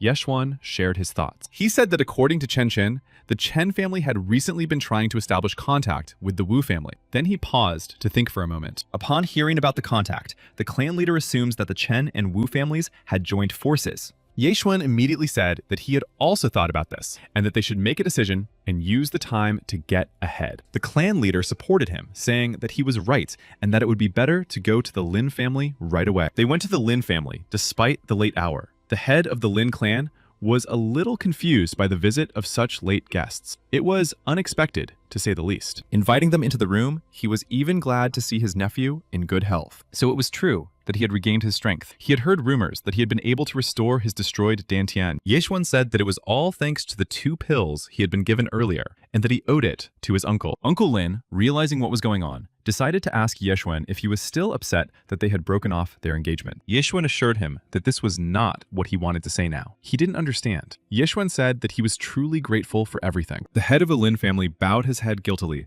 and said he apologized for how badly the Lin family had treated him. He added that he would order a couple of unmarried girls from the Lin family to be brought here right away. Yeshun would choose the one he liked. The young master liked this idea. He was a little embarrassed, but in a low voice, Yeshun asked Mr. Lin not to joke like that anymore. Yeshun thought about why he should choose. If anything, he would take them all at once. The head of the Ye family asked Lin not to joke with Yeshun. The head of the Ye clan said that they had both come here at such a late hour for a very important matter. He took out the scrolls describing the 5th level martial arts techniques that Yeshun had shared and showed them. The head of the Lin clan looked at them and saw that they were 5th level techniques. He said that if he understood correctly, they were very good. The head of the E clan said that no one in the city knew about them yet. Lin looked seriously at the man and asked where the head of the E clan got them. The head of the E clan boasted that he had a whole bunch of 4th and 5th level techniques with full descriptions. He added that if Lin was interested in owning them, he would like to sell them to the Lin family. Lin was very happy about the opportunity to acquire all the techniques that were unknown in Lanyuan.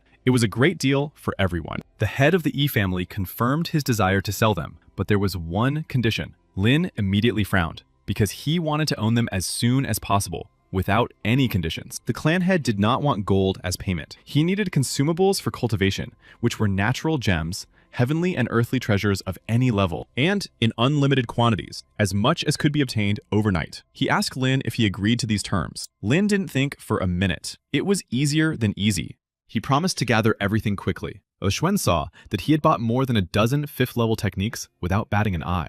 It seemed that the Lin family was rich, and much richer than the Ye family. The head of the Lin clan said that his servants were already gathering the items and would soon deliver them to the head of the Ye clan. After dealing with this matter, the head of the Ye family said that now he wanted to talk about the reason they had come. Lin was surprised and asked if the head of the E clan had come in the middle of the night not to sell the technicians. He became curious about what he wanted to involve him in. The matter was serious, so the head of the E family got straight to the point. He had received confirmed information that the Chen and Wu families had joined forces. Late at night, the clan leaders had agreed on a matter that could not be delayed. Upon hearing about the alliance, Lin became very tense. So, they had decided to form an alliance. The head of the E clan confirmed that this was indeed the case. They had joined forces to destroy the E family, and when the time came, it would be too late. Lin understood everything. He assured the head of the E clan not to worry. He would not wait humbly for the fall of the E family. The two clan leaders sealed their agreement with a strong handshake. Lin and E were now allies in this battle. Lin said that this was not up for discussion because they were brothers until the end of their days, in sickness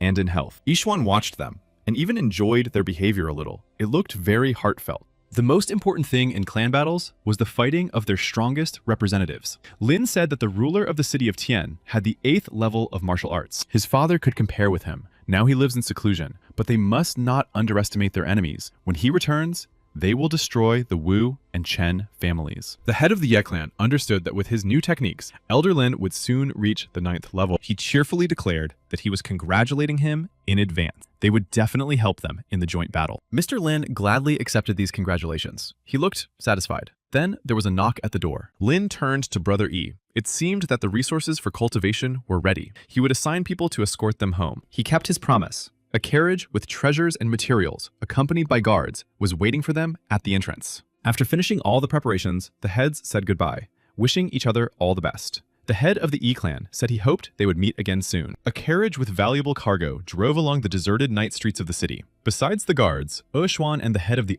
family walked alongside it. The head of the E clan asked Yixuan if this would be enough for him to move on to the next level. Xuan was satisfied. With a broad smile, he was convinced that this would be enough to take him to the 7th level of martial art. At the same time, people in black moved almost silently and lightning fast across the roofs of the city's houses. The head told Yixuan that all this was certainly amazing. The boy was only 15 years old, and he had already reached the 7th level of martial arts. At some point, Yixuan suspected something. For some reason, the birds flew up, frightened by something. The head continued to say that if he ever decided to join the Lei Yun sect, their leader would take him as a disciple. He wanted to conclude by saying that when that happened, the status of the Ye family would rise. But he did not have time to finish, because a black shadow darted from the roof. Yixuan saw the danger and managed to warn the head of the family. He had long since realized that they were being watched. He jumped in front of him with lightning speed, putting his hand forward. The fight between the young gentleman and the man in black began. Xiuan thought that this ambush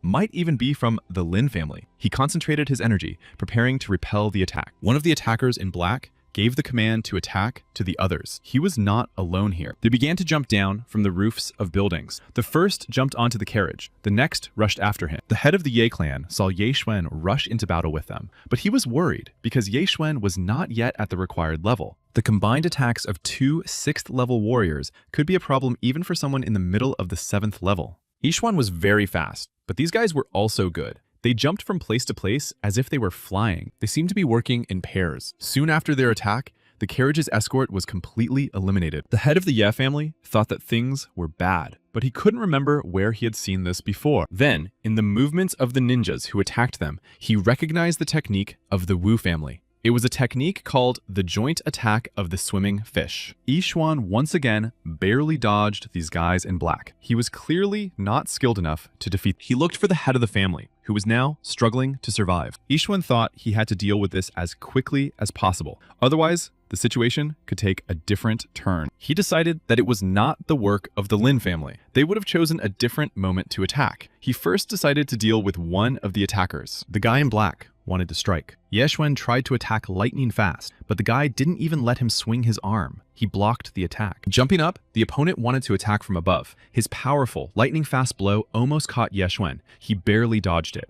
And then, seeing what technique this guy was using, Yixuan understood everything. He had used the thunderclap fist technique. This technique was used by the Chen family. That meant this man was from there. Yixuan didn't think they would attack them so quickly. He immediately used his 7th level technique called Thunderstep and began to advance on his opponent. In another second, he was standing next to the man in black. The man had no chance of dodging the blow that Yixuan delivered. Yixuan decided that he had to find out who was hiding behind the black masks at all costs. One of the attackers realized Yixuan's intentions and ran away. He wanted to remain unknown. However, Yixuan sped up and did not let him get away, tearing the mask from his face. What a surprise it was when the mask came off and he realized who was in front of him. He did not want to believe his eyes. He saw the face of the first elder of the Ye family clan. The man was stunned by the surprise, and could not utter a word. While he stood frozen in confusion in front of the elder, another rival in black jumped off the roof behind him. Yishuan realized that he still had a long struggle ahead of him, and his strength was already depleted. He needed to replenish his energy immediately, and then he remembered something. He rushed to the carriage with the resources. One of his enemies caught up with him and threw Yishuan right into the carriage, which shattered into pieces. Yishuan barely got up, grabbing the chest with resources with his hand, and then he understood everything at once. He urgently needed the resources stored in the chest. He needed to raise his level immediately. Yishuan did not think long and simply touched the chest with his hand and switched to the devouring technique. The system reported that the devouring was complete. He had reached the initial stage of the 7th level of martial arts. The system also reported that after devouring the resources, Yishuan had received 6 devourer points. At that moment, a man in black was already running towards him, but now Yishuan could use the spatial ring. One of the attackers realized this and looked at the young warrior from the Ye family with surprise. His eyes expressed fear and even admiration. Standing right in front of him, Ye Xuan said affirmatively that this was so, and if he wanted to take it, let him try. He added that to do so, he would have to bow his head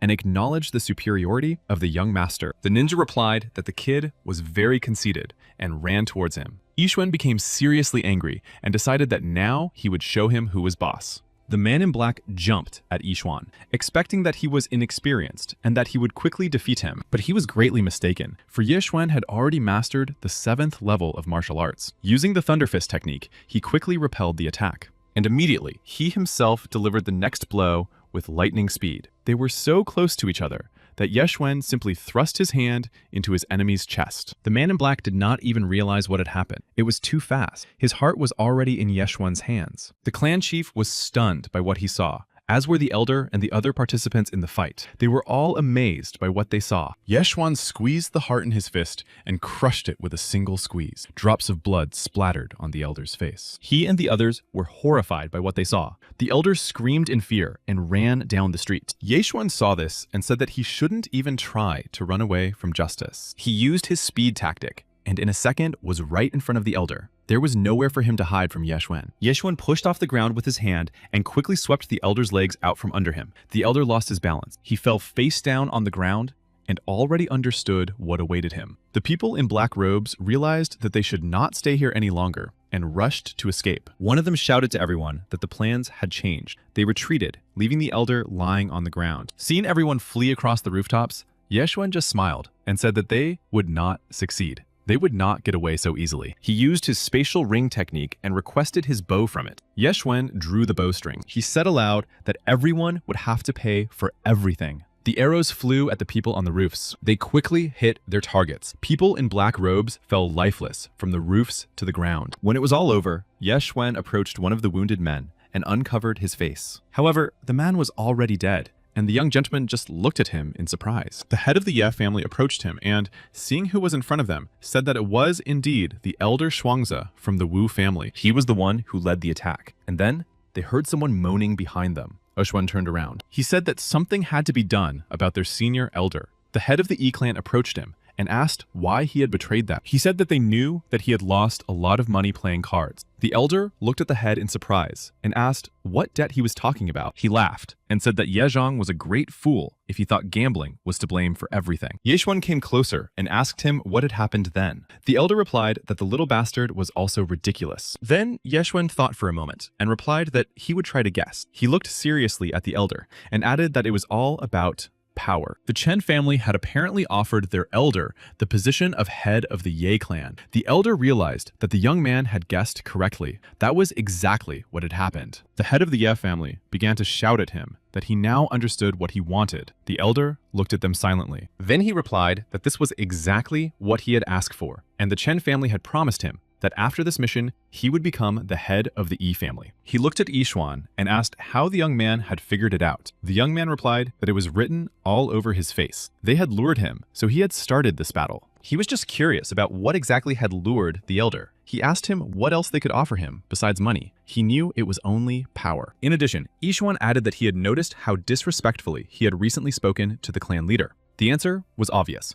He grabbed the elder by the collar and said that all his desires and motives were terrible, and that now he would lose his tribute to Tian. The elder screamed in horror, telling Yeshuan not to even think about doing anything to him. But Yeshuan had already used his tactic. He struck the elder in the chest with his fingers. The elder howled in pain, and in a second, his spiritual energy was destroyed by Yishuan's powers. Yishuan thought to himself that it was this man who had complicated everything for him while he was trying to establish ties with the Yi family. He would not forgive him for this. The clan chief said that tomorrow he would judge the elder with the full severity of the Yi family's laws, together with the other clan members. The elder replied that he sincerely hoped so. Lying on the ground, the elder said that if he did not return, Chen would soon attack the Yi family. And then he did something unexpected. He applied his tactic, and deciding that it was all over for him, applied it to his forehead. He understood that he would no longer be the head of the Yi clan, which meant he had no reason to exist. Yishuan and the head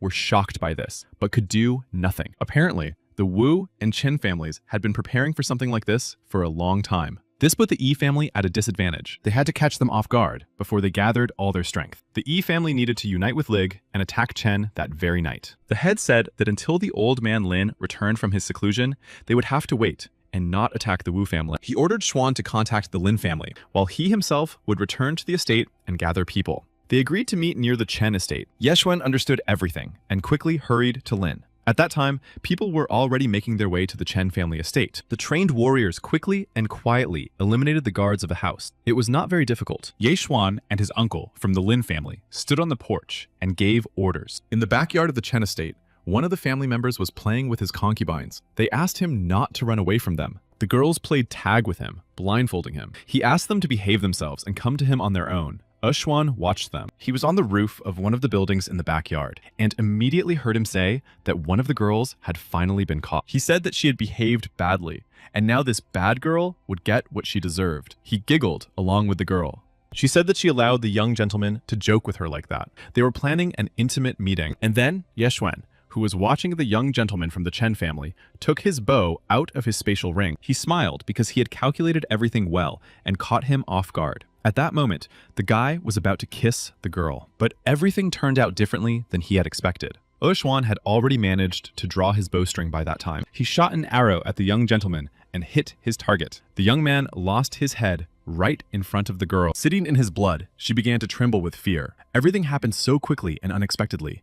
When the shock subsided a little, she began to scream at the top of her lungs. From that moment on, everyone understood what was happening in the estate. The head of the Chen clan asked his man what had happened. The man was out of breath as he ran to the chief. After catching his breath a little, he said he had bad news. He reported that the Ye and Lin families had joined forces and attacked them. By this time, the courtyard was already full of the lifeless bodies of the Chen family warriors. They lay on the ground everywhere, in countless numbers. A bloody battle between the clans was raging. The man also reported to the head that most of their people were no longer alive, and they would not be able to hold out for long. The head began to shout that they were just a bunch of idiots. He ordered the remaining people to be gathered in the backyard. He added that they would all continue to fight alongside him. The man obeyed the order. The battle continued. That night was stained with blood. The bald man saw his men falling around him. They were eliminated one by the people of the Ye and Lin families. Then he noticed arrows and raised his head. Yushuan himself was sitting on the roof of the building, looking at him with a bow in his hands. He pulled the bowstring again and attacked. The arrow struck the man. Following him, he took out 3 more people next to him. Yushuan decided that he had enough skill to strike enemies on both the left and right. All he had to do was bend his bowstring slightly. He decided that once they had dealt with the Qin family, he would devour all their treasures. He would use the points he earned to improve his star arrow skill. The head of the Chen clan saw the head of the Ye clan and started shouting at Ye Cheng, calling him an old fool. He wanted to attack him from behind and eliminate him, but Ye Cheng turned to him and said that he had appeared just in time. Ye Cheng ran straight towards the head of the Chen clan, and their forces and energies collided with each other. It was like an explosion. After a while, everything quieted down in the backyard of the Chen estate. The people of the Yi and Lin families surrounded the remaining warriors of the Chen family in a tight circle. Yi Xuan stood on a tree branch and watched what was happening, realizing that everything was finally settled, and they had won. The Qin family was finished, and he jumped down from the tree to the ground. He decided that now was the perfect moment to raid their storehouse. The treasure chamber was nearby, and Yeshuan eagerly headed toward the entrance to the storehouse to take all their resources. The young master thought to himself that he would take everything in the Chen clan's hidden treasure trove, and a minute later, he pushed open the doors to enter. When he went inside, he was stunned. The treasure trove was filled with chests and boxes of treasures. Yixuan's appetite was immediately whetted. Taking one of the boxes and opening it, he saw 30-year-old mountain ginseng inside. Taking the next one, he saw 50-year-old pearls. There were so many of them that no one could have imagined such a thing. Yixuan was very surprised. It was a little strange. After all, these were the most common and not rare medicines. The Chen family was the third largest in the city of Linyun. They couldn't be poorer than the Ye family. Yixuan decided that this couldn't be the case. That meant there was a secret room. He decided to find it, no matter what. He continued his search. Yixuan thought to himself that it must be somewhere here, and in it were all the treasures of the Chen family. Finally, his search was successful. He pulled the handle of the candlestick and the door opened. He found the storage room with what he needed. It was a well-hidden secret room. The Chen family had quite a lot of resources in its coffers. He immediately began to devour everything. This allowed him not only to reach the middle of the 7th level of martial arts, but also to awaken a rare hereditary trait. When he left the treasure room, the system notified him of this. There were indeed a huge number of resources and treasures.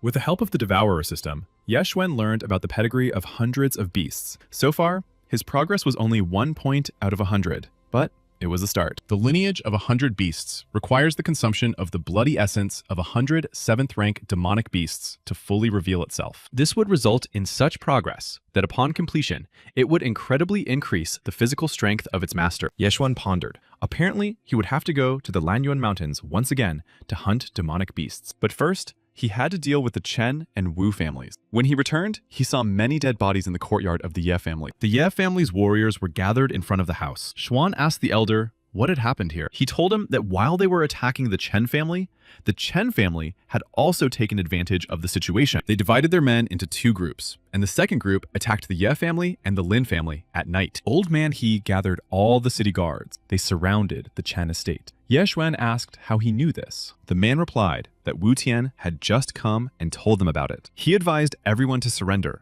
No one knows if he was telling the truth or not. Yixuan did not believe him. This old man often said absurd things, and the young master was very angry about the situation. He told his uncle that the Wu family was not attacking yet. As soon as they launched an attack on the Ye and Lin families, they would take the old people and children hostage. Then it would all be over. Yixuan suggested attacking first and sweeping them away with one strong attack. The head of the Ye clan said that they did not yet know what Wu Tian was planning. Attacking them right now was not only difficult, but also not the wisest move. After all, Wu Tian was at the 8th level of martial arts. The head believed that even the 5 of them together would not be able to defeat him. Not to mention that the Wu family had several people who had reached the 7th level, which also did not make their task any easier. After listening to his uncle, Yixuan said that he would take care of Wu Tian. He decided that he could definitely deal with him. This silenced everyone in shock. The head of the Ye family and the elders were extremely surprised by this decision. The head of the Ye clan even yelled at him not to make such foolish decisions. After all, he was the future of the Ye family. Yixuan reassured his uncle,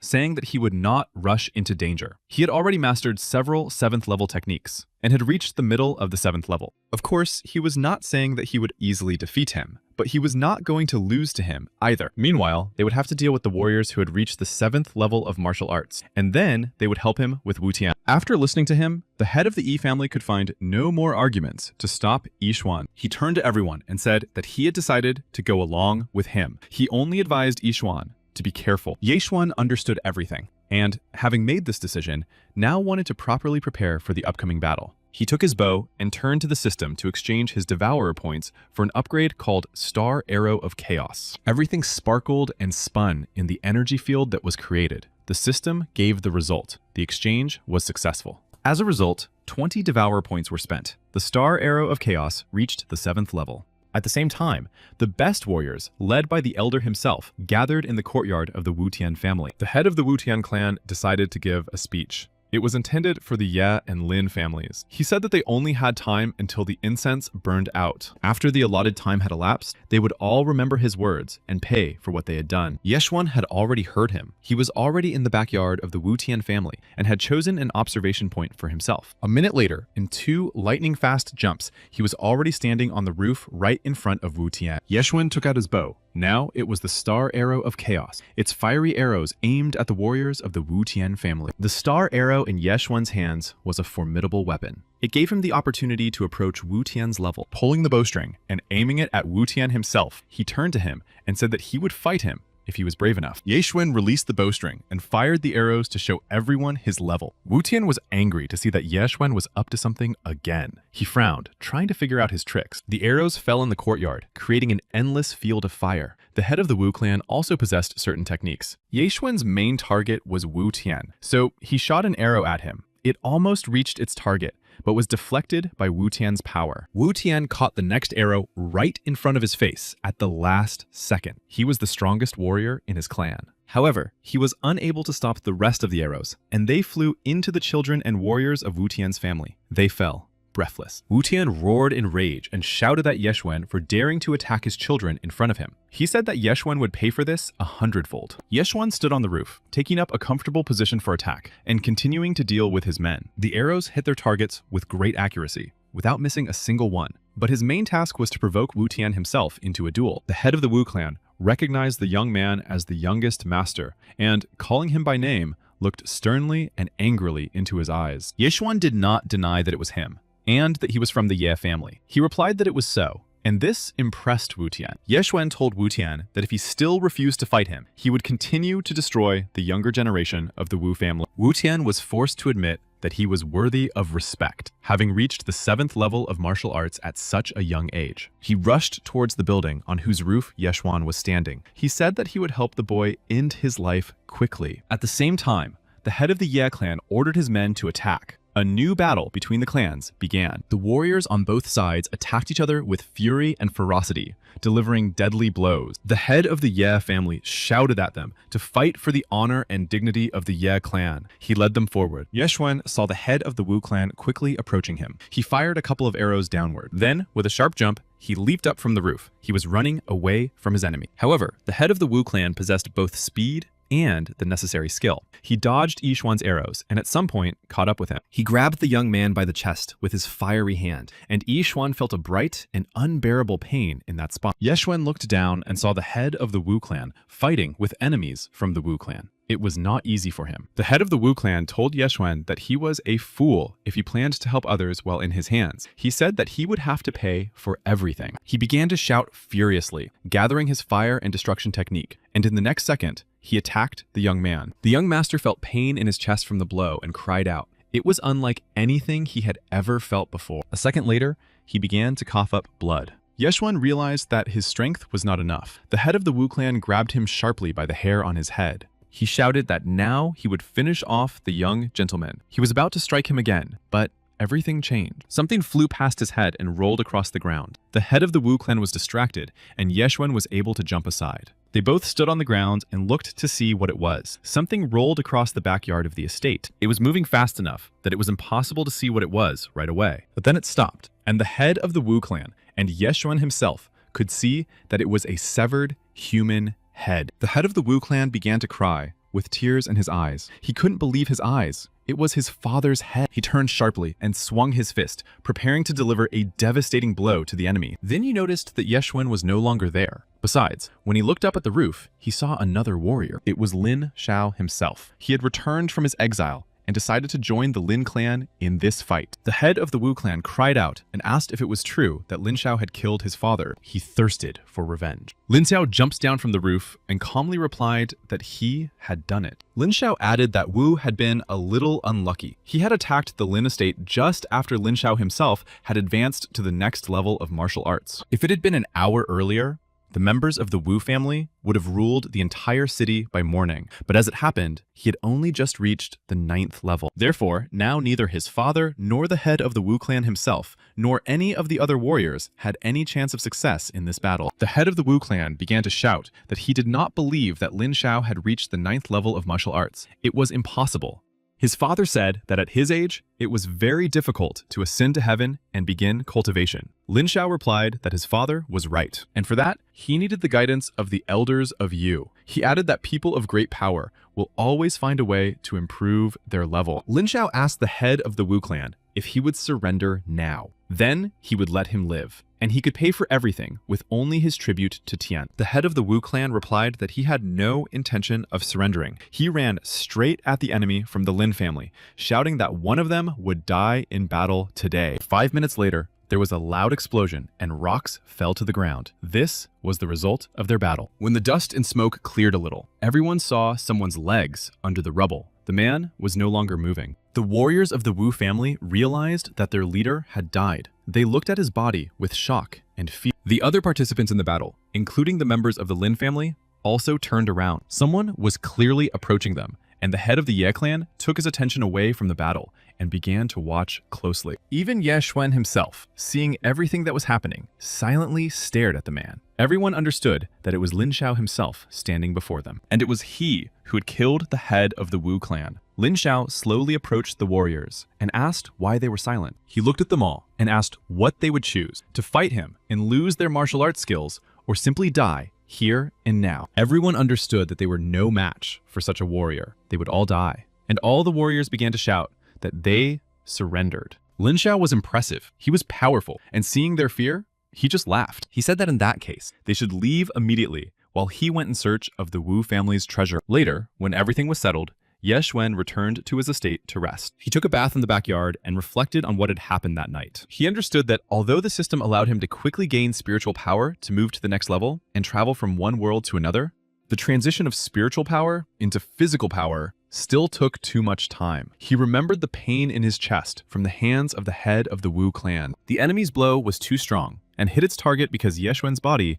was not yet ready for it. The young master understood that if his body had been nourished by spiritual energy for years, then neither the force of the attack nor Wu Tian's blow itself would have reached him. And at the moment, his main weakness was precisely his physical strength. He decided that it was time for him to return to Lanyun at the age of 18, and there he would hunt 7th rank monsters. Suddenly, Qingqing ran into his room. She called out to Ye Xuan, and he blushed with embarrassment and covered himself. He told the girl that he was actually taking a bath. She replied, a little embarrassed, that she had nothing to be afraid of, and that she had come to see him on business. Qingqing came closer and laughed at the fact that Ye Xuan, despite being an adult, still washed himself with flower petals. Ye Xuan replied that it was none of her business. She turned away and said that he was boring. She even seemed a little upset. Qingqing said that she knew that the Wu and Chen clans no longer existed, and that she would like to be introduced to the sect of the Severed Cloud. Ye Xuan replied that she should wait a few more days. Qingqing didn't understand why she had to wait so long, and asked Ye Xuan what his plans were. She decided that he had other business to attend to. He replied that this was indeed the case, as he was going to return to the Lanyun Mountains. Qingqing had no idea about this. She remembered how things had ended for her last time, and asked Ye Xuan why he was going back there. He just sighed. He didn't want to explain his plans to her. He said he just had to cultivate.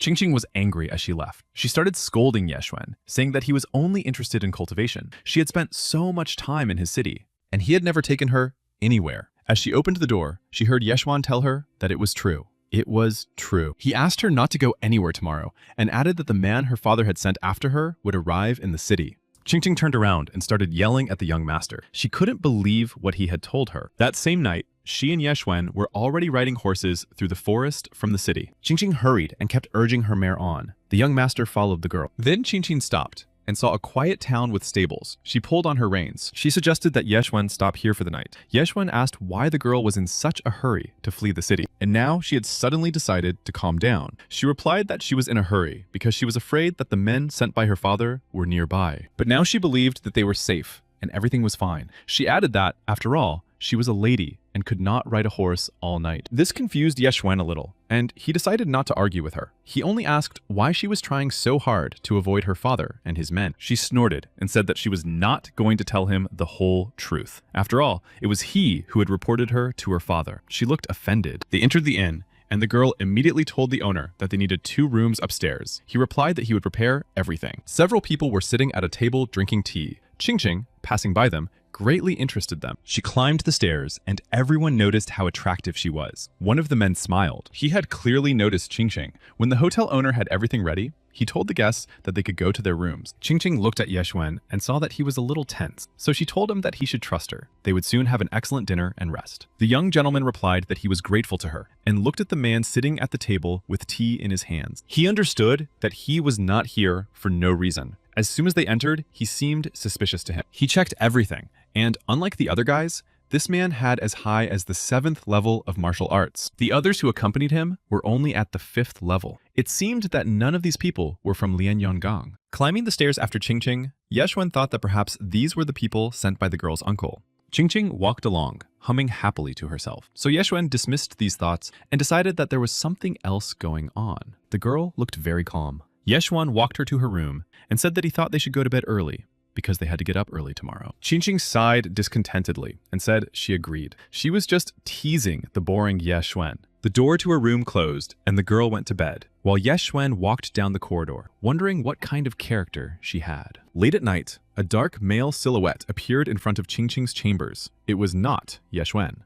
It was the unknown man with 7th level martial arts skills who had noticed the young girl earlier. He listened to the sounds in the room, and, after making sure it was quiet, opened the door to her bedroom. Once inside, he locked the door so that no one else could enter from outside. Qingqing was sleeping soundly in her bed and heard nothing. The man came very close to her. Suddenly, she sensed something, woke up, and started screaming. "Who's there?" She tried to kick the unknown man, but he quickly blocked her blow and, grabbing her by the ankle, replied that he could see she was a capable girl. Qingqing still managed to get out of his hands and ran to the door. She started screaming and calling for help. Yeshuan. The man jumped up behind her and, without giving her a chance to say another word, knocked her out with a blow to the head. Qingqing fell, and a few minutes later, he had already wrapped her in a sheet. The man had kidnapped Qingqing. He opened the window and jumped down with her. Several people on horses were already waiting for him there. They rode away from the hotel. Yeshuan had been watching them from the roof the whole time. As he had thought, this man was here for a reason. He didn't go to sleep in his room,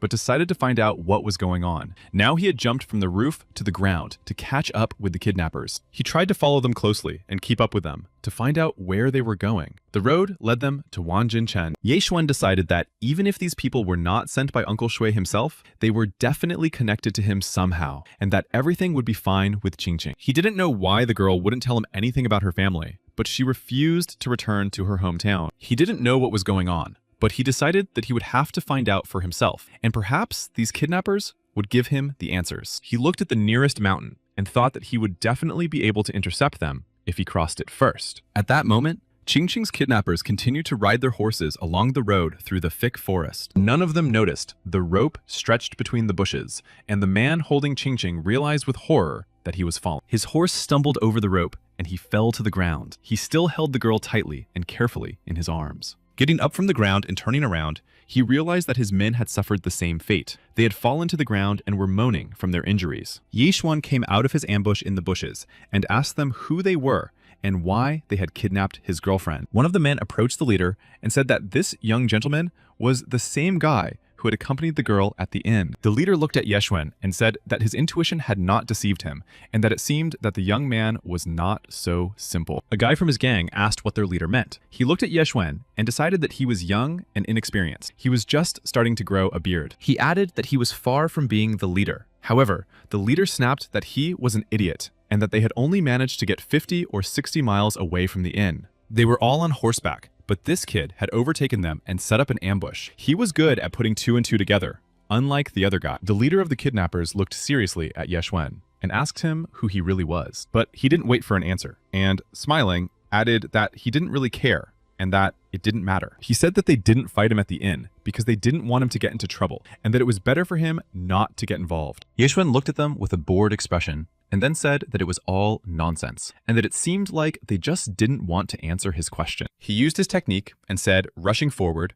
that since that was the case, they would settle everything by force. The leader asked if the guy was tired of living. He put his hand forward and began to lift ice chips into the air. Ashwan knew that the fist of spreading ice was a 7th level martial art. The leader saw this and said to the man standing behind him that everything was correct. Such elements only exist in martial arts of the 7th level and above. The guy started yelling at Yeshuan to run away from there and that he was probably afraid of them. He promised that they would not pursue him, but Yeshuan replied that it was only the 7th level. It was easy for him. He looked at the three men and the leader and said in a serious tone that he could do it too. He called up the system and asked it to exchange devourer points for the cloud wind palm technique. The system announced that the exchange had been successful and 30 points had been spent. The guy next to the leader told Yeshuan that he was embarrassing himself. After all, 7th level techniques were rare, and most people couldn't even comprehend them. Another man also laughed at Yeshwen. He said that one glance was enough to see that the guy was from that backwater called Lanyun City. Then, Yeshwen used his new 7th level technique and told them all that in that case, they could all check it out for themselves. All 3 of the kidnappers couldn't believe their eyes. They couldn't imagine that a guy like that could do such a thing. One of the men started shouting that this young guy was really not joking with them and that he possessed these techniques. A fiery whirlwind began to swirl right in front of the leader of the kidnappers. It was truly a powerful force. He stood and prepared to repel this attack with his icy rain. He lifted fragments of ice and snow above himself, showing his power. The 2 techniques collided, causing thunder and lightning and whirlwind currents. However, the leader soon realized that this wind technique was shattering his ice fragments to smithereens. It began to twist them into a single whirlwind, and all the members of his team watched this energy and power in shock. They understood that none of them could do anything against such a technique from the young master. Even the leader could not cope. The vortex began to approach them and knock them all off their feet. It carried them deep into its stream, and the men only screamed and called for help. Finally, after a few minutes, all 3 kidnappers were lying unconscious on the ground. They had been defeated. Yushwen approached one of them. He realized that his body was trembling with fear. He headed for the leader. He left, and the other 2 lay there, trying not to move so as not to provoke the warrior's anger. Yeshwan approached the leader. The leader looked at the young man and said that he seemed to have completely underestimated him. Yeshwen was interested in one question, and he asked the leader to answer why they had kidnapped Ching Ching. However, the leader was not going to say a word to Yeshwen. He said that it would be better for the young man to finish him off. Yeshwen decided that since he couldn't get anything out of him, it was time to get him out of the way. With a fiery whirlwind, he cut down the leader. Yeshwan still hadn't gotten the answer he wanted. Their leader turned out to be stubborn. He said he would have to turn to those lying motionless on the ground. It was interesting to see if they would be just as uncooperative. The gang members lying on the ground realized that he was coming towards them. They didn't know what to do or what would happen next, so they trembled with fear. Yishwan approached them and asked if they had already decided what they would say to him. The men didn't want to speak. One of them raised his head and asked if he was really going to kill him now. Yeshwan leaned toward him and asked if he really wanted him to kill him. He continued that it would not be difficult for him and immediately began to activate his fire whirl skill. At that moment, the second warrior could not bear it anymore and shouted that he should not do it and rushed to cover the first one with his body. He blurted out that he stuttered. He turned to Yeshwan and said that he seemed like a big man and must have a kind heart. The guy asked to let them go. Yeshwan looked at this warrior and decided that he was trying to deceive him. At the hotel, he had been quite eloquent. The man immediately begged, saying that it was true. He just stuttered when he was very nervous. Yeshwan was already tired of dealing with them. He didn't care which one of them explained what was going on. He stepped on the guy's shoulder with his foot, pinning him down. The guy took this as a good sign and asked him to promise not to touch him, and then he would tell him everything. Yishwan understood that they had some kind of relationship, since he was protecting the guy so much. Turning to his friend, he told him everything. A month ago, they had been sent by the head of the city of Wanjin. At that time, his son had accidentally stumbled upon Miss Qingqing Shui and fallen madly in love with her. The spoiled only son of the city's head immediately went to her father and proposed marriage. Lord Shui agreed. But a few days before the wedding ceremony, Miss Qingqing unexpectedly disappeared. A couple of days ago, rumors reached them that the missing Miss Qingqing was hiding in the home of the Ye family in Lianyun City. The city leader sent these people to bring her back and hold the promised wedding. They were looking for the girl. Yishwan remembered Qingqing's reaction when they met. She was a runaway bride. Now it was clear why she reacted that way to the news that her father had sent people. Yeshwan turned to Qingqing, who was lying on the ground a short distance away. He realized that she was still fast asleep. How carefree she was. Yeshwan continued his interrogation. He asked what the son of the city's leader looked like. What was his character and cultivation like? The guy shouted indignantly that the ruler's son was a rare piece of trash. He was lustful and had no respect. After a short pause, he said that he should not treat the people living in their city in such an inappropriate manner. At this point, his partner, who had been silent the whole time, jumped up and declared that Zhang Shang was destroying people. The man apologized to Yeshwan for his behavior. Now, he would not remain silent. Not only did Zhang Shang have a disgusting character, but all he did was eat, drink, and gamble. He is also incredibly ugly. He is extremely lustful and has 10 concubines, but in terms of cultivation, he is a natural genius. He is 22 years old and has already reached the middle of the 7th level of martial arts. He was even taken as a disciple into the Litian sect. Yeshuan found this interesting. These warriors told the young master everything they knew, and now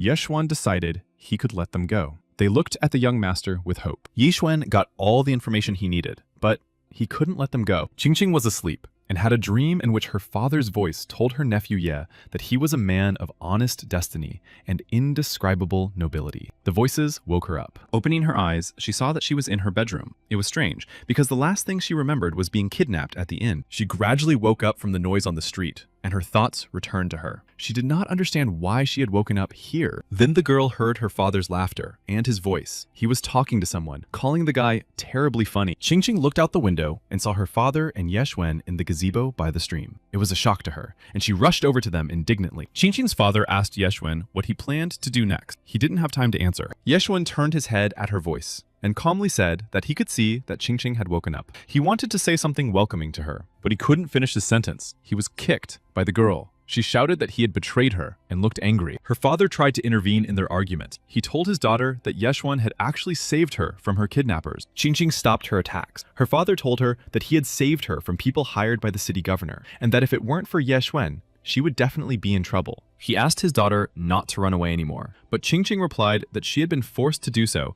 because it was her father who was forcing her to marry. All this time, Yeshuan had been sitting with Qingqing's foot pressed against his chair. So now that the situation had been clarified, he asked her to remove it. Qingqing was so angry that she didn't even remember that her foot was still on Yeshuan. She was embarrassed and began to apologize so that he wouldn't think anything bad about her. Her father didn't understand when he had forced her to marry. He told her that when Zong proposed, he asked her opinion, and she agreed. After that, he accepted their wedding gift. Qingqing remembered that she had been too busy with the picnic that day to really listen. She didn't even know what she was agreeing to. Yeshuan understood, because Qingqing was always like that. He didn't know if she ever thought about what she was doing. She nervously told her father, demonstratively folding her arms, that she didn't care. She was not going to get married. If he wanted to, he could marry her himself. Looking at his nephew, Ye's father laughed and said that it seemed he had spoiled his beloved Qingqing too much. He even found it amusing. He told his daughter that she could breathe easy. He had already ordered the wedding gift to be returned. Qingqing rushed to hug her father. She couldn't believe it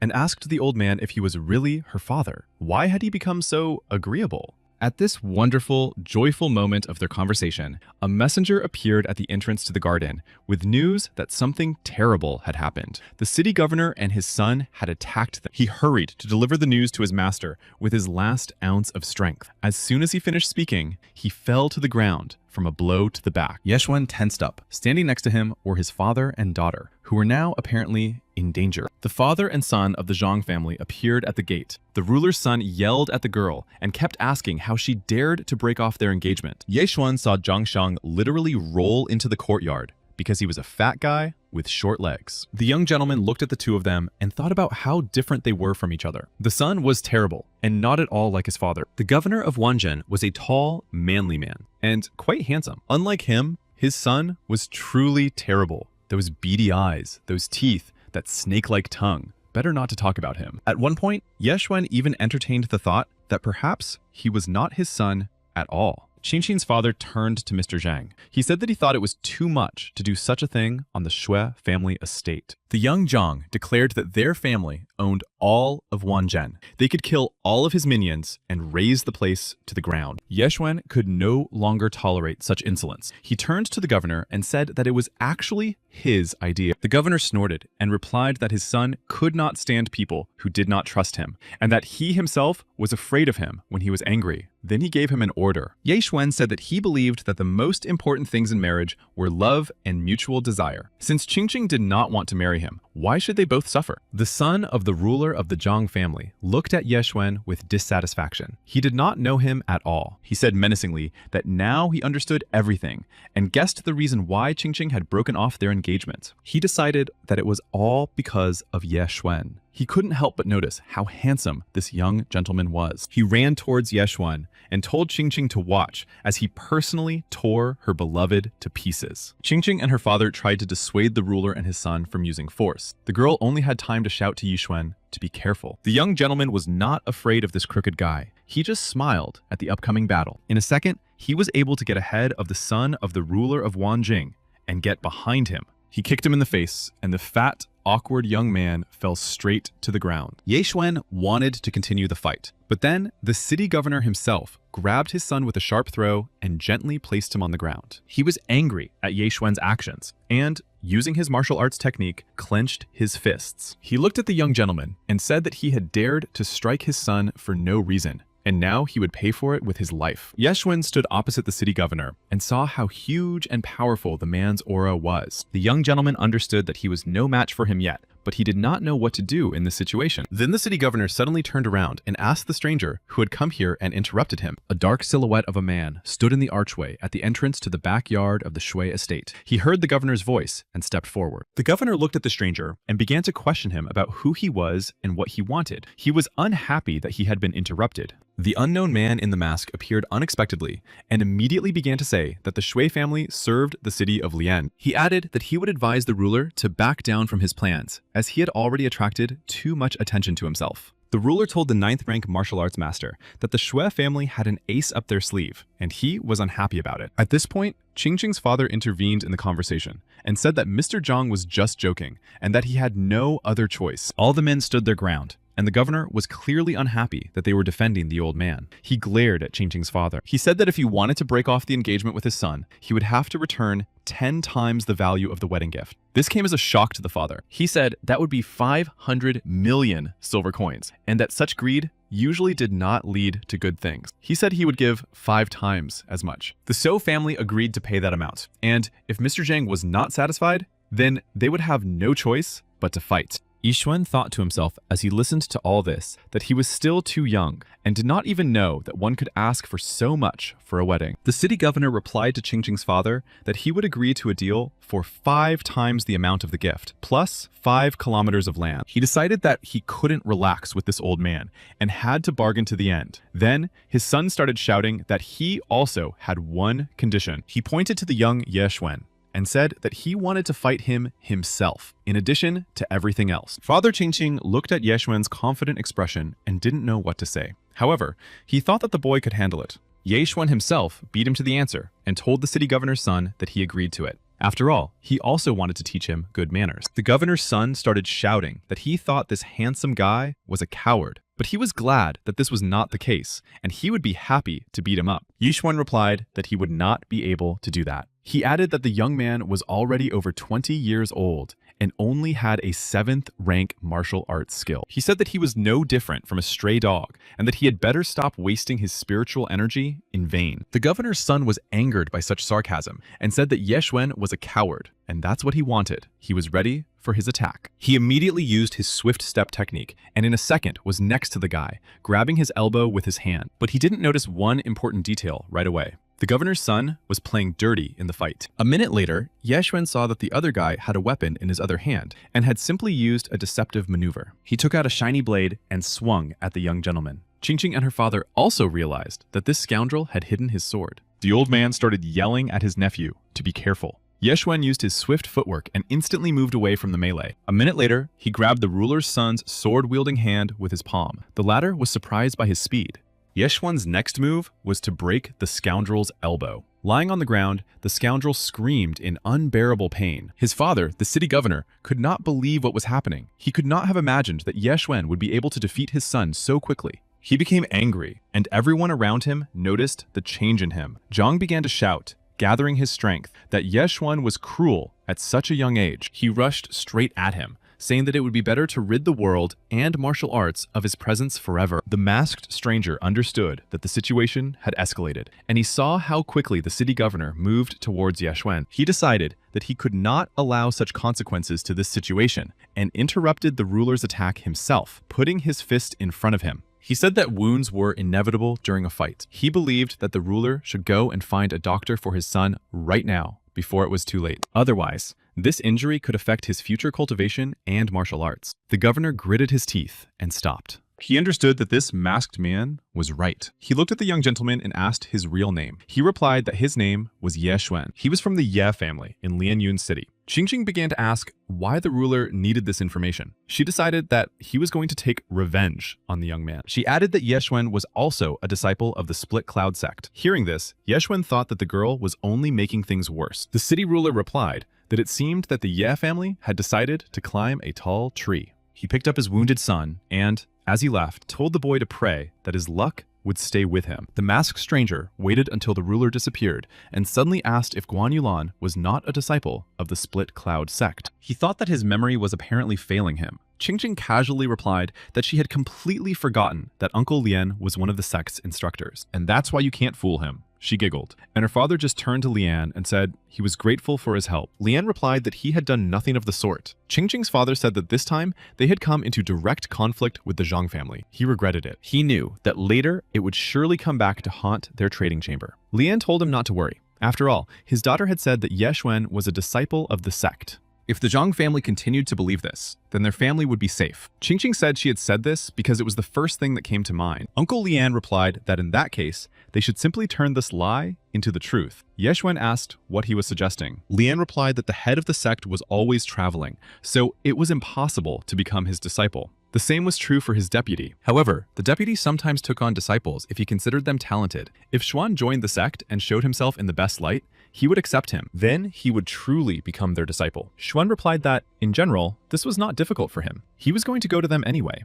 Father Qingqing said that this was excellent because then he would be able to count on the young man. He would order the servants to prepare a table for him. They had something to celebrate. After a while, they had dinner. It was late at night, and Ye Xuan sat at the table with his uncle. Ye Xuan asked why he had come back so late. Father Qingqing replied that he was ready to talk to him frankly because he and his father were close. Ye Xuan poured tea and thought to himself that this was true because his father had saved his uncle's life. Qingqing's father laughed and added that he would like to know Ye Xuan's opinion of his daughter. The young gentleman thought for a moment and then replied that she was a very good girl. She was innocent and sweet. A little wayward, but sincere. He himself wanted her to be a little more reliable. And then his uncle said that since that was the case, Ye Xuan should marry her. The young man was shocked by the proposal and even spit out his tea. He replied to his uncle that it was not possible. She was like a sister to him, and he couldn't see her that way. He couldn't see her as a wife. Uncle just sighed sadly and said that he was just trying to get rid of him as soon as possible.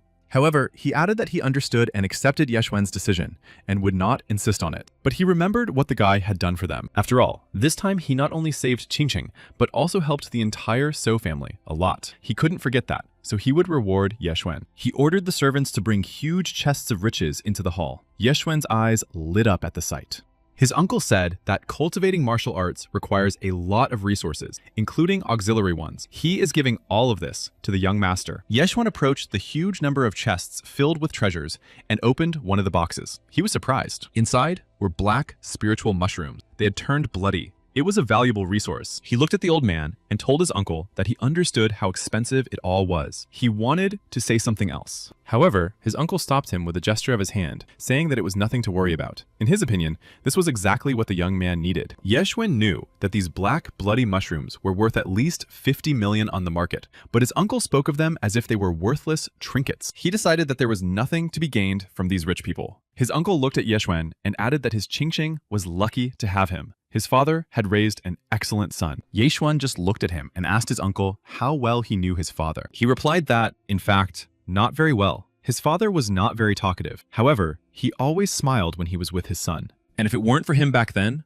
only his bones would have remained. 4 years ago, he moved to Wanjing. His caravan was surrounded by bandits the moment they crossed the Lanyun Mountains. At the last moment, a man appeared with a child in one arm and a sword in the other. None of the bandits could match him. That man was Ye Xuan's father. The child was him. That's why every time he came to visit them, his uncle brought gifts for everyone. As time passed, their two families grew closer and closer. He smiled as he recalled the past. According to him, Ye Zhang most likely knew about Ye Xuan's father, and even more than his uncle did. He said that he could ask Ye Zhang about him. Ye Xuan replied that he himself did not particularly like to ask about his father, especially since Ye Zhang considered him long dead. His uncle said that could not be true. Ye Chong's cultivation was too great, and he definitely could not have died. Ye Xuan did not believe these words. He wanted to ask his uncle how great his father's power and cultivation had been. His uncle replied that he couldn't remember exactly, but that the bandits who had attacked him were rebels from the Xuanyang Empire. They said that their leader was a general, and that his cultivation had reached the middle of the world of true depth. That was amazing. They finished their conversation, and his uncle stood in the courtyard to say goodbye to his nephew. Ye Xuan added that his uncle should take care of himself. His uncle left. When the door slammed shut, Ye Xuan began to think about how there were 10 combat levels at the beginning. After that came True Spirit, then True Depth. A man who had passed through half the world of true depth could not resist his father. Lan Yun was still a backwater, but that was where his father came from. He was a natural talent, and his family, should be proud of him. However, Ye Zhang himself did not want to talk about him, and this bothered Ye Xuan. Then he looked at the treasures in the chests. He decided that his father had left him as a child for a reason. He activated Devouring. His hand began to absorb resources, while Ye Xuan continued to ponder the reasons, and decided that perhaps it lay with his mother. The system said that he had successfully devoured the spiritual items and received 160 Devourer points. He also gained a level. Ye Xuan reached the 7th rank in martial arts. However, Ye Xuan was very disappointed with what he heard. He blamed the system for only giving him the 7th level for treasures worth 200 million. It was unthinkable. The next morning, he said goodbye to his uncle and Qingqing at the city gate and moved on. They wished him a safe journey. A man walking down the street didn't even realize who had just rushed past him so quickly. It was Ye Xuan testing his new 7th rank skills. Ye Xuan used a new move. He decided that it was very cool. The shadow step was stronger than the swift step. He didn't expect anything less from 8th level martial arts. The steps were not only faster,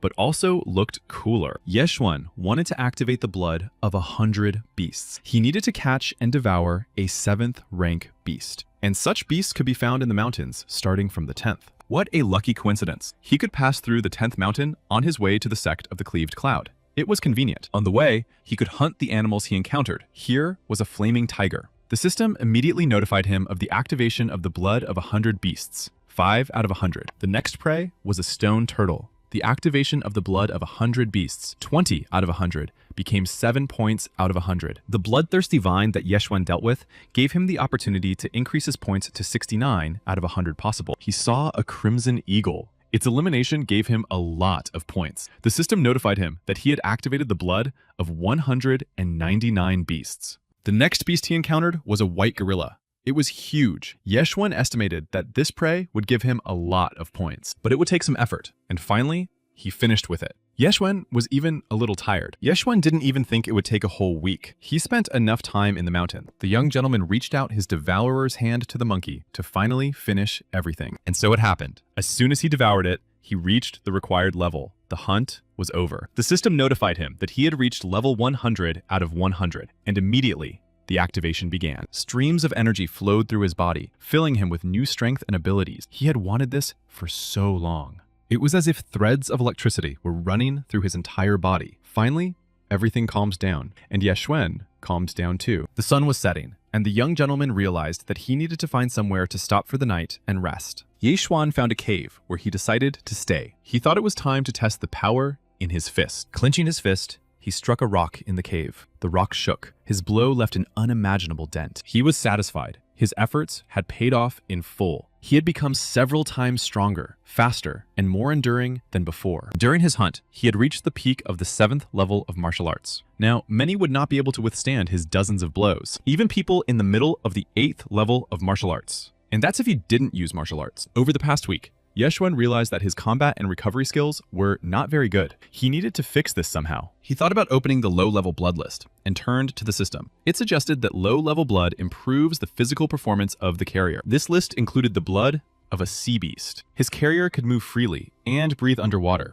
The blood of 100 colors improved the carrier's recovery and gave him immunity to all poisons. Every night, his energy would be restored, namely the energy of a dragon and the fury of a tiger. There was also the blood of a swordsman and the blood of an archer. The list went on, and everything had its price. But Ye Xuan was interested in the blood of 100 flowers. It was the only suitable low-level blood. The system showed that he had 410 points. It was just enough. And he happily ordered the blood of 100 flowers to be purchased. The exchange was successful, although he was a little upset that he had spent 360 points. There was nothing he could do about it. Ye Xuan knew that he would earn more. He proceeded to activate this option. As soon as everything started working, he felt himself recovering. He saw how all kinds of small wounds began to heal quickly. In principle, he didn't expect anything less for that price. The sun was already rising. Ye Xuan hurried, because he had already stayed here too long. It was time to get to the sect of the Cleaved Cloud. He had covered a considerable distance when he finally saw the pagoda of the sect of the Cleaved Cloud, high up on the mountain below the clouds. The sun's rays illuminated it,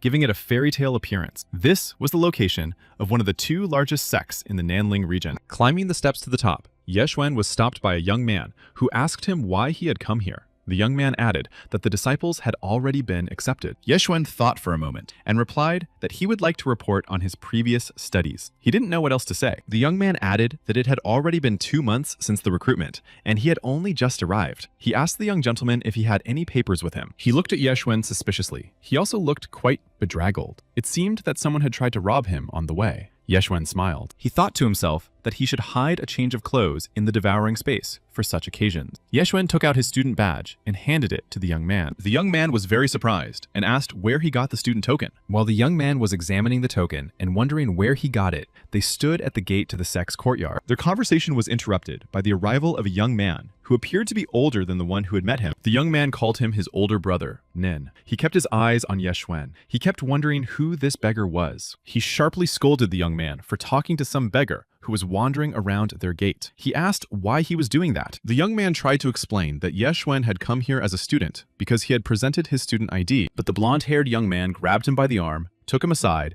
and said indignantly that he would not believe it. He was not that naive. Ye Xuan's patience was running out. Who was he to refuse him entry and doubt him? The boy was almost crying from the way he was scolding him. He knew he would be punished. Brother Ning kept telling him to look carefully. Xuan was dressed in rags, and he was sure that he was definitely a beggar. The appearance of a beautiful, striking girl with dark hair corrected the whole situation. She called out to Brother Ning, urging him not to mock the students. Ning said embarrassedly that Sister Guan had misunderstood. He was just teaching an inept student how to do his job properly. Guan asked him if he had already come down from the mountains. Walking beside her was a guy whom Ye Xuan had not noticed at first. She was too beautiful. Ye Xuan noted to himself that this girl was at the peak of the 7th level of martial arts. The red-haired guy next to her was in the middle of the 7th level. Ye Xuan assessed the situation. Taking Nile into account, it turned out that in such a short period of time, he had met 3 people with the 7th level. He didn't expect anything less from the sect of the Cleaved Cloud.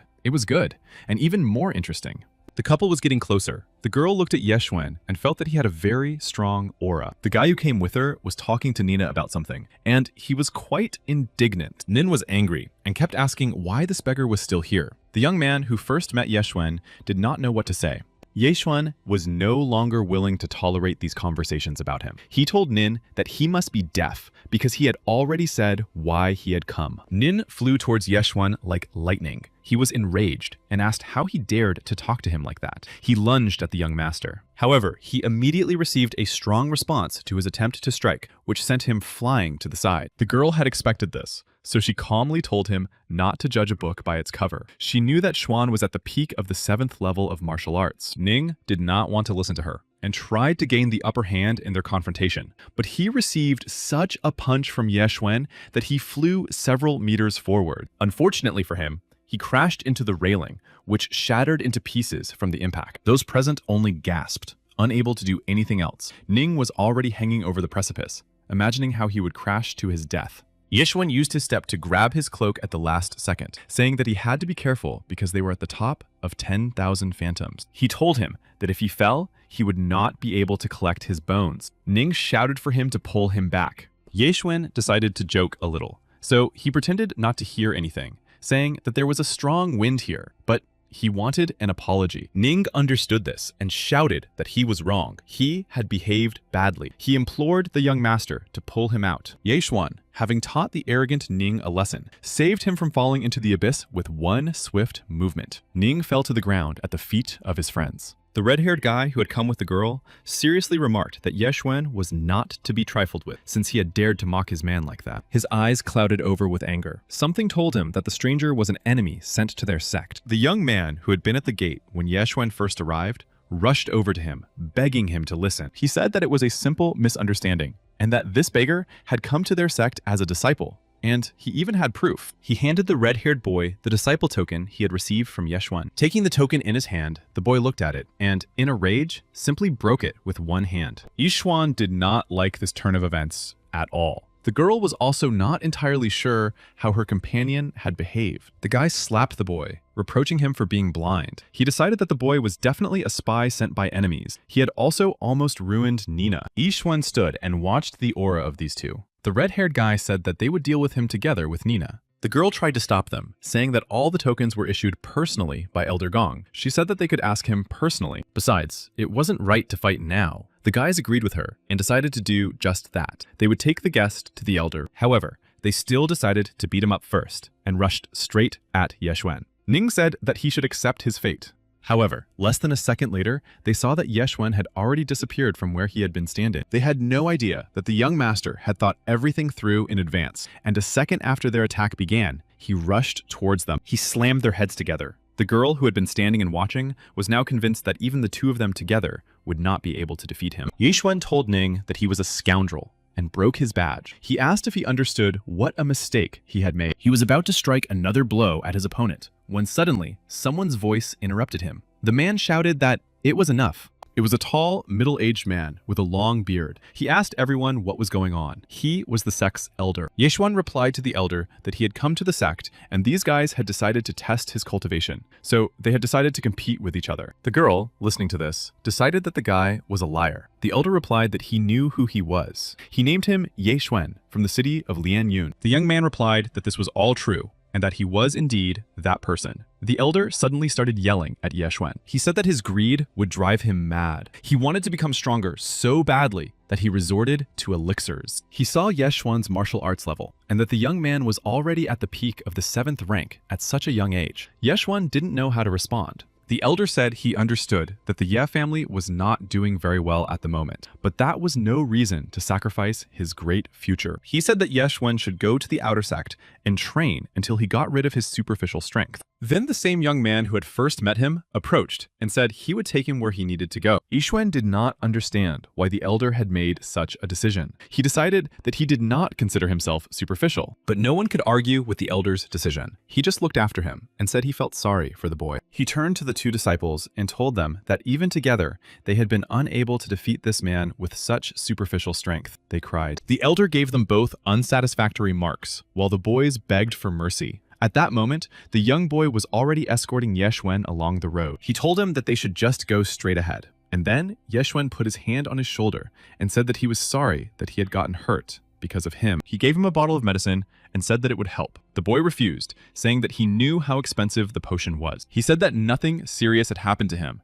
and that his wounds were not deep. He would only need a couple of days to recover. But Yeshwen replied that he had more. Yeshwen felt that this boy was often treated unfairly. He asked him if they always treated him that way. The boy was not offended and was used to it. Yeshwen decided to take him under his wing. He told the boy that from now on, he would help him, and he could call him Yeshwen. The boy's spirits lifted, and he began to talk. He said his name was Niu, and his family lived in the village of Teshin, at the foot of the mountain. He had come here to fulfill his dream of becoming so strong that no one would bully him or his mother. He called Yeshwen strong and added that he wanted to be like him. Yeshwen encouraged him by saying that one day he would be. He told the boy that he needed his help now. For example, maybe he could tell him how to become famous. The young man explained that he wanted to attract the attention of the elders or even the head of the sect. Niu thought about it. One idea did come to mind. Actually, it could be done if he won 10 fights in a row. The elders would definitely notice him. Yeshwen became interested in this idea. He asked him if anyone had ever done this before. Niu confirmed that Brother Mang had done so, and as a result, had been taken under the wing of the sect leader's assistant. Now Meng was the best student in the inner sect. Then he exclaimed that they had arrived. Deep in the forest, an inconspicuous little house appeared, with someone sitting near it. Niu waved his hand and shouted that Elder Gong had told him to accompany the new student. A man was dozing in a chair at a table, his face covered with a hat. There were some cards and a pen on the table. He looked at the guests, slightly uncovering his face. He clearly did not want to interrupt his rest now, but there was nothing he could do. Taking off his hat, he asked the newcomer's name, his origin, and his cultivation. Yi Xuan introduced himself. He was from the city of Lianyun, from the Yi family. His cultivation was at the peak of the 7th level of martial arts. At this, the man raised his eyebrows in surprise. He was surprised that the guy was being enrolled in the outer sect despite his level. Brother Niu immediately told the man the story of how this guy had just beaten up Nina and Lu near the entrance gate to the sect. The man continued to make the necessary notes on Ye Xuan's enrollment in the sect and was not surprised. However, this sparked Ye Xuan's interest. He asked him why he wasn't surprised. Apparently, Ning and Lu were well known. The man continued to make notes in silence, while Brother Niu blurted out that Mr. Lu was the grandson of Elder Lu. Then the man handed over the key to the room where Ye Xuan would be living, saying that room number 19 was on the left at the exit. The boy accompanied him to his house. It was a dilapidated hut that looked more like a shed. Ye Xuan was not interested in any of this. He wanted to clash with someone as soon as possible to achieve his goal of coming here. He invited the boy Niu to come with him. He didn't even bother to look around his new home. He immediately hurried back along the path they had come, saying that there was no need to look at his room. To himself, Ye Xuan thought very angrily that he would never live in this shabby shack. At that time, in the martial arts arena of the Sect of the Cleaved Cloud, the disciples were having another training session. Ye Xuan arrived just as it was in full swing, and everyone present turned their attention to him. He asked Niu to strike the gong to stop the training, thereby attracting everyone's attention. They all had one question. Who was this newcomer? He stood next to Nuer, away from the sect's disciples. His powerful aura spoke for itself. One of the disciples turned to Nuer and asked what he was doing and where he had brought this guy from. And if he wasn't afraid to lose his life, Nuer could say nothing more, except that this was Brother Ye, and that he wanted to perform in the arena today. A tall guy from the crowd shouted that he must be getting cocky if he wanted to do that right away. A group of disciples echoed him, saying that today was his first day since being accepted. One guy from the crowd was particularly active. He turned to the first one, called him Li, and said that he was the strongest among them, so he should teach him a lesson. Brother Li moved towards Ye Xuan,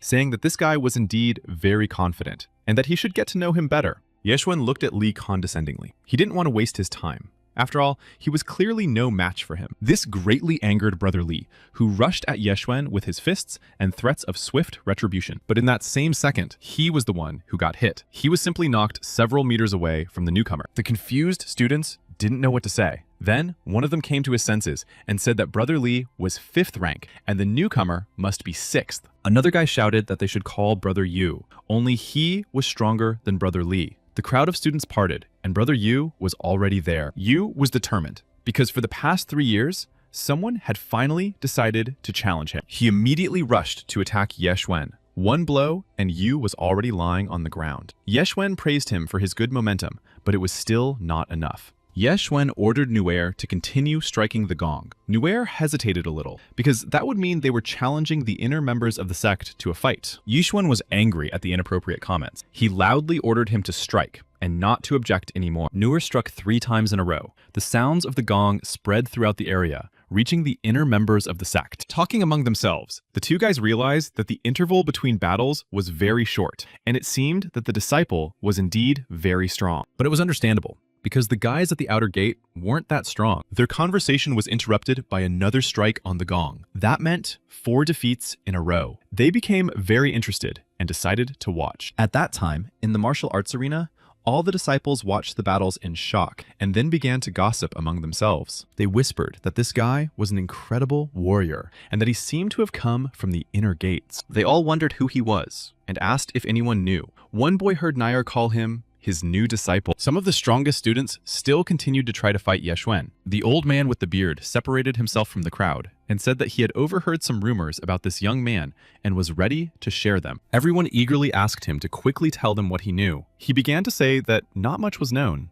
In fact, all that was known was that his name was Ye Xuan and that he had only arrived at the outer gate today. There'd been some kind of conflict with 2 followers, as a result of which Brother Lu and Nina had been beaten up. A red-haired girl in the crowd said she was surprised that he had been able to beat up 2 people at once. It turned out that Brother Ye was at least at the 7th level. Then it was no wonder that everyone lost to him and that it would not end well. Yi Xuan stood waiting for another, stronger opponent. Finally, another disciple of the sect arrived, and again, he was not small in stature. Oshwen thought that this one was also weak. The red-haired girl encouraged him, saying that he must defeat the newcomer. But the result was the same. Oshwan's strongest punch sent his opponent flying to the side. He didn't even have to use any other skills. The girl was disappointed with the result, even though she had predicted it. The guys from the sect decided to teach this newcomer a lesson at all costs. After all, he had already had enough fun. Several guys grouped together for an attack and rushed at Yeshwen all at once, but the outcome was the same. At that time, in a distant pagoda where the head of the Cloud of Discord lived, the elders gathered. Chuangong found the venerable old man with one eye playing a game. The head asked Chuangong what he called pill addiction. Apparently, the effect was from their accumulation. The elder replied that he was too old. Another elder, Sei, joined the conversation and expressed his opinion that as soon as one reaches the 7 peaks of martial arts, one can immediately expect a great future. He added that it is necessary to accept a new student as one of the closest. Then, noticing dishonesty in the game, he began to shout that he would not allow himself to be robbed. He watched the game with the elders and began to say indignantly that these old men were too bad. Yishwan continued to defeat everyone, and only, boldly, and with a smirk, asked who else was ready to fight him. All the boys looked cowardly at such a strong and fearless warrior and did not dare even breathe. There was an explosion. Suddenly, unexpectedly, a warrior flew at Yeshwen from somewhere above. He had a fireball in his hands. Yeshwen noticed this in time and turned around just as the warrior attacked him. An explosion thundered. The old man looked at his hands later and said aloud that he could now see the great power and might of the 8th rank bursting out from the 7th level.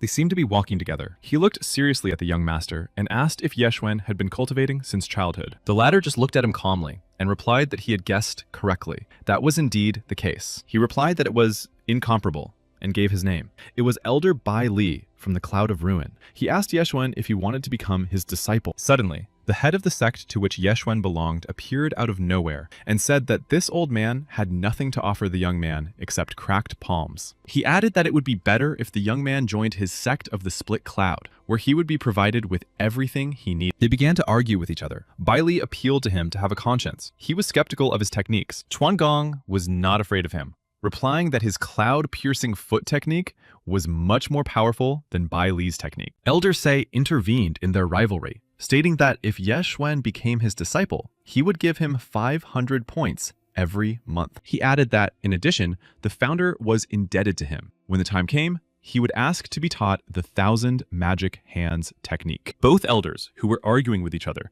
were outraged by his intervention. Bai Li told him that he had to wait his turn. Old Man Sei did not believe that there was any order. He replied that he would stand up for the young man and defeat anyone who wanted to take Yeshwen away from him. All 3 elders wanted Yeshwen to join each of them. No one would give in to the others. Therefore, they decided to fight. They began to fight. It was no longer clear who had started it. All the disciples fell silent as they watched the brawl, because that's exactly what it looked like. Yeshwen thought that none of them were right for him. However, he thought that they had given him the right to choose, but he couldn't get a word in. An imposing shadow appeared behind Yeshwen and said in an indignant voice that what was happening was complete nonsense. The elders did not even pay any attention to the man who had approached. They continued to punch each other, continuing their fight and hitting each other wherever they could. This man turned out to be a rather tall, mature man with a long beard. He told them that the elders should be ashamed of their behavior. Finally, they saw who had come out of the shadows. This sobered them up. They folded their arms in greeting to the deputy of the Lord of the Sect of the Cut Cloud. Yeshwen heard their words and thought that he would finally see who this gentleman really was. The deputy head of the sect stood half-turned toward Yeshwen, called him by name, and asked how old he was. Yeshwen, slightly embarrassed, said that he had only turned 15 this year. The gentleman's gaze suddenly became stern and unfriendly. He clearly did not expect such a young disciple with such a level of martial arts skill. This look aroused Yishwan's suspicion. He thought that the gentleman looked at him very strangely. He even decided that perhaps the gentleman had some kind of hobby. After a moment of silence, the master also offered Yeshwan to become his disciple. The elders were upset. Each of them wanted to get Yeshwan. They begged him to leave him with them. Bai Li even reminded him about the disciple of Deputy Mengju. He said that his longevity was coming to an end, and he wanted to create the true kingdom of Yuan during his lifetime. He wanted his Yun clan to become the first in the Nanlin district. In general, after his death, he would definitely meet with the other elders and thank them. The trio had already heard the same thing last time. The deputy lord promised Yeshwan 2 points per month and the opportunity to study all the martial arts of the Cloud Rift clan. That was not all. He also promised the technique of 1,000 magic hands. In addition, he knew an ancient secret recipe that could increase his physical strength tenfold. But it takes time to gather the ingredients for the medicine. If Yeshwan agreed to join him, he would do everything possible. He also said that Yeshwan could leave. The terms were 1 year, 6 months, and 3 months. The deputy lord handed Yeshwan his identification token. He told him to get to know everyone for now. Later, he would visit him again and give him the necessary passing grades. Yeshwan decided to ask where the teacher was going. He was interested in how long he would be away. The teacher replied that he was going to find medicinal herbs and ingredients for an ancient recipe. The clan was missing some items. They needed to be found. He added that Guan Yulan, his only female student, lived nearby, and that Yeshwan could ask her for help if necessary. The teacher left. Before he left, Yeshwan assured him that he didn't need to worry because he already knew everything. He thought to himself that the teacher wasn't so bad after all. Later, Yeshwan went to the outer gate disciples' quarters and saw Nuer chopping wood. He called the young man by name. Yeshwan returned to the village because he needed to see Nuer. He decided that Nuer would help him. Nuer was surprised by his arrival and at the same time very happy. He asked what Brother Ye was doing there. Yeshwan looked at the surprised Nuer. He replied that he had come to him because he wanted to ask something. He could get this information from him. He was interested in where the clan bought medicine. That was exactly what he asked the boy. During his time in the sect, Nuer had already learned a lot. He knew that they were purchased in the Lanyao Pavilion and was even ready to accompany him there. He led him along a road he knew well. Yeshwan listened to him without question. He wanted to get to the pavilion as quickly as possible. Finally, they arrived. Before them stood a pagoda, not very different from the others. Only the sign confirmed that it was the Lanyao Pavilion. As soon as he crossed the threshold of the pavilion, the man behind the counter said his name and said he knew he had come for medicine. Yeshwan answered affirmatively. He confirmed that the man was right and that he needed medicine, but he didn't know how many points he could spend. The guy behind the counter said that the deputy lord had already taken care of everything in advance. He had 6,000 points. Yeshwan didn't know what he could exchange them for. The guy said he could find this information in the exchange guide. He added that he would go get the book. It was quite large, with a beautifully decorated cover. The guy behind the counter explained that each page contained medicinal materials with detailed information about the year of manufacture, use, and costs. Yeshwan began to flip through the pages. The clan was very rich, and there were many of the best medicines that were scarce on the market. The guy said that not all of these products were high-end. There was a picture book full of ordinary products. However, he added that he did not bring it to him so as not to make him laugh. Yeshwan praised him, saying that he was very good. The guy modestly remarked that he could not compare himself to the young master, and he understood that. He also said that if he liked something, he would pack it up. Hearing these words, Nuer called the guy behind the counter a common sycophant. The guy ignored his hint. Meanwhile, Yeshwan was figuring out what he could buy from this catalog with his glasses. Blood dragon grass, icebeard root, yunsha vine. His points could only be exchanged for these 3 items. The guy looked at it and suggested that he wait for him a little while he went to get it. Nuer stood at the counter and dreamed that if he tried hard to complete the tasks, he would become stronger and be able to make many exchanges in the future. After listening to him, Yeshwan just scolded him jokingly, pressing his face against the counter. Nuer cried out that it was his face, and it hurt a lot. By this time, the guy had already returned to them. He apologized for the long wait. He was holding several boxes in his hands. He put them in front of Yeshwan, saying that they were for him. Yeshwan was indeed tired. Taking them in his hands, he felt that he had something to eat.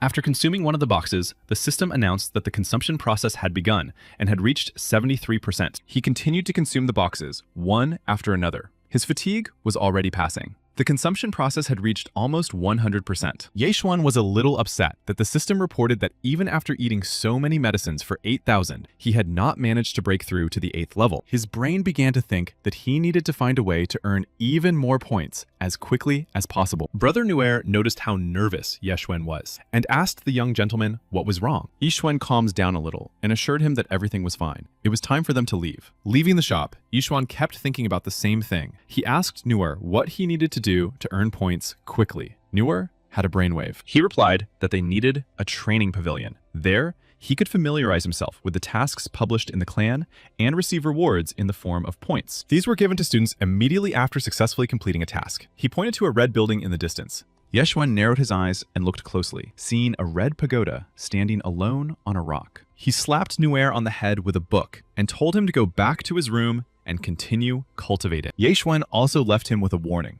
to always remember that he must not allow himself to be intimidated. After these words, Yeshwen used his step to break away from the spot and rush away. Tears welled up in Nuer's eyes. He was sad to part with his brother. Nuer thought he was a good person. In a matter of seconds, Yeshwen found himself in the courtyard of the training pavilion. There were already quite a few people there. His sudden appearance aroused the interest of those around him. They began to chat and gossip about him. Yeshwen headed for the wall where the task boards were posted, causing the crowd to whisper. The girls said he was handsome. Yeshwen greeted everyone and suggested they go about their business. He didn't understand why everyone was reacting to him like this. Approaching the wall with the signs, Yeshwen read several texts before one task caught his interest. It was a 7th rank mission, suppressing bandits from Mount Heishui. He had to destroy the estate and bring back the head of the Supreme King Cao Hu. The reward for completing the mission was 700 points. Yeshwen understood from the tasks that there were no 8th rank missions here in the clan. The maximum was 7th rank. 7th rank suited him, and he decided that with his current power, which was equal to 8th rank,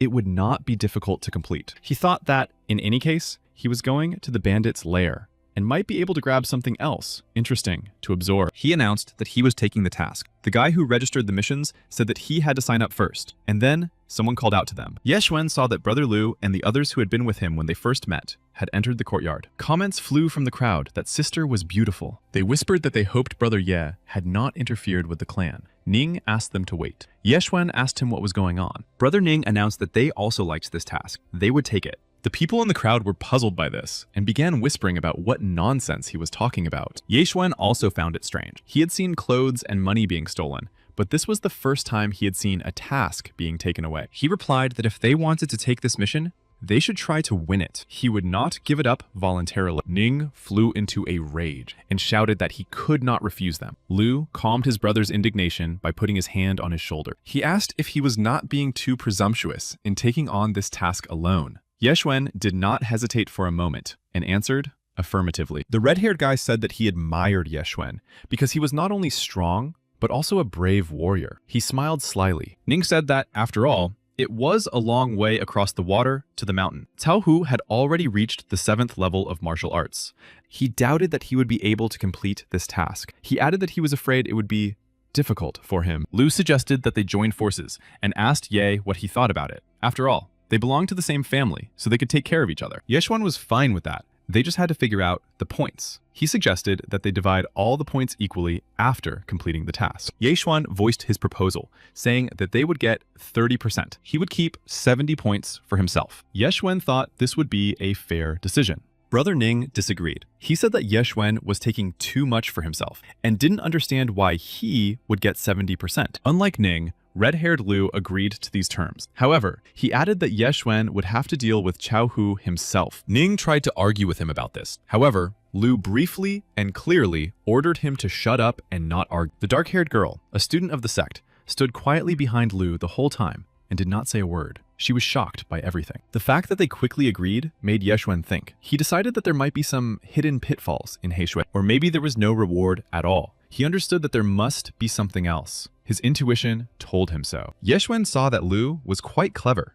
It seemed that the task must be interesting, in fact. Yeshwen commanded that if there was nothing more to discuss, it was time to move on, and they should tell him the details of the task themselves. After making a stop at the foot of Mount Heishui, the trio said that, according to information, 7 days ago, the mountain army had plundered a mountain village 100 miles away from Mount Lianyun and captured many people. They also captured people. Guan Yulan added that, in addition to eliminating the robbers, they needed to rescue the ordinary citizens. She looked at Lu and asked if he had a plan. Lu asked Yeshwen if he could fight the 3 leaders of Mount Heishui if he encountered them. According to Lu's plan, Yeshwen should attract their attention. Meanwhile, he would go to the mountains to eliminate the other one and finally join them. Then the 4 of them would be able to surround all 3 bandit leaders. Lu praised Yeshwen. He said that he was very smart and understood everything correctly. Guan was worried because it was dangerous to withstand the siege of 3 7th rank people, and if something went wrong, how could she explain it to the deputy? Yeshwen noted to himself that Guan Yulan did not seem to be with them. Her zeal did not seem to be feigned. He decided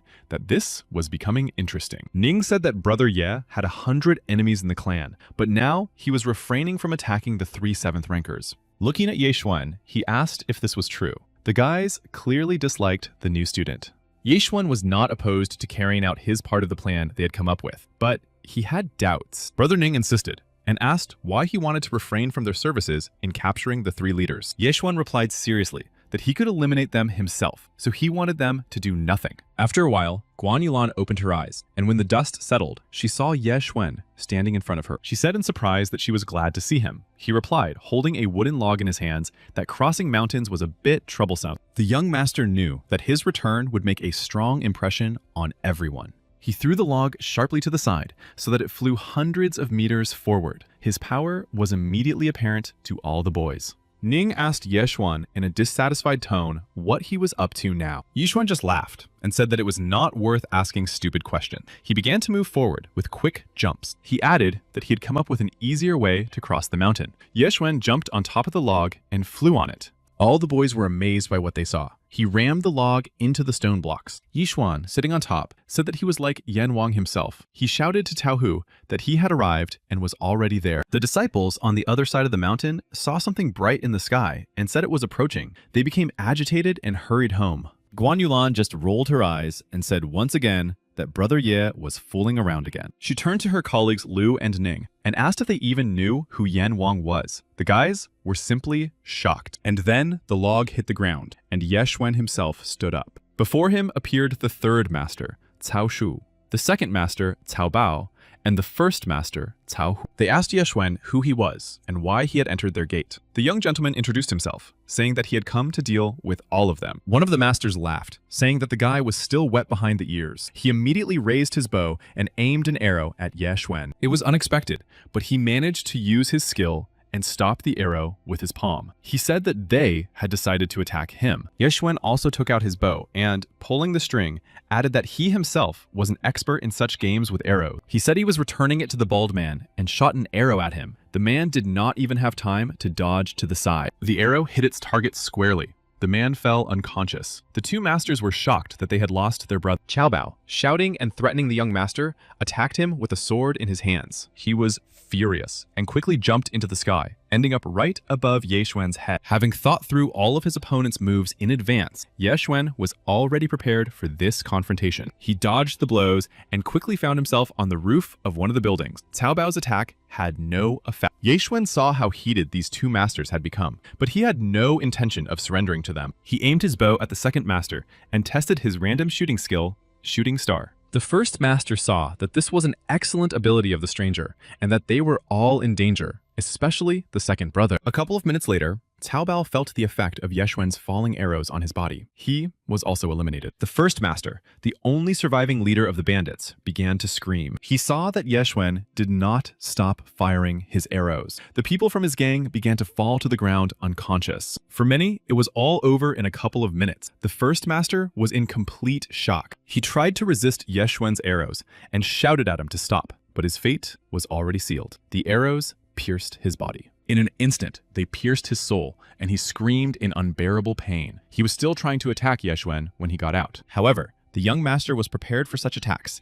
and instantly turned toward his opponent, holding his bow in front of his weapon. He understood that the speed and power of the 1st master had suddenly skyrocketed and now resembled the 9th rank of martial arts. Ye Xuan thought to himself that the 1st master must have resorted to some auxiliary abilities and skills. The 1st master traced a circle around himself with his staff. Ye Xuan moved straight towards him. He quickly jumped from one place to another, thinking that this Cao Hu must have inherited something worthwhile. That was why Heishui Mountain was thriving. However, he couldn't understand what Cao Hu wanted. Ye Xuan kept thinking about it and decided that there must be something else here. Lu was definitely hiding something back then. Ye Xuan realized that the 1st master's men were about to attack him from behind and took his sword out of his time ring. He dealt them a crushing blow, and the system notified him that he had spent only 44 devourer points. He took the power of combustion for himself. With it, he could use blood as fire and strength as fuel and exchange it all for a short burst of energy. The effect was enhanced when used in conjunction with his lineage. Ye Xuan decided that now was his chance to use it. He used a 7th rank skill, but his combat power would be equal to that of a 9th level martial artist. The gang members were closing in on him, and Ye Xuan was ready to repel all their attacks. They tried to surround him.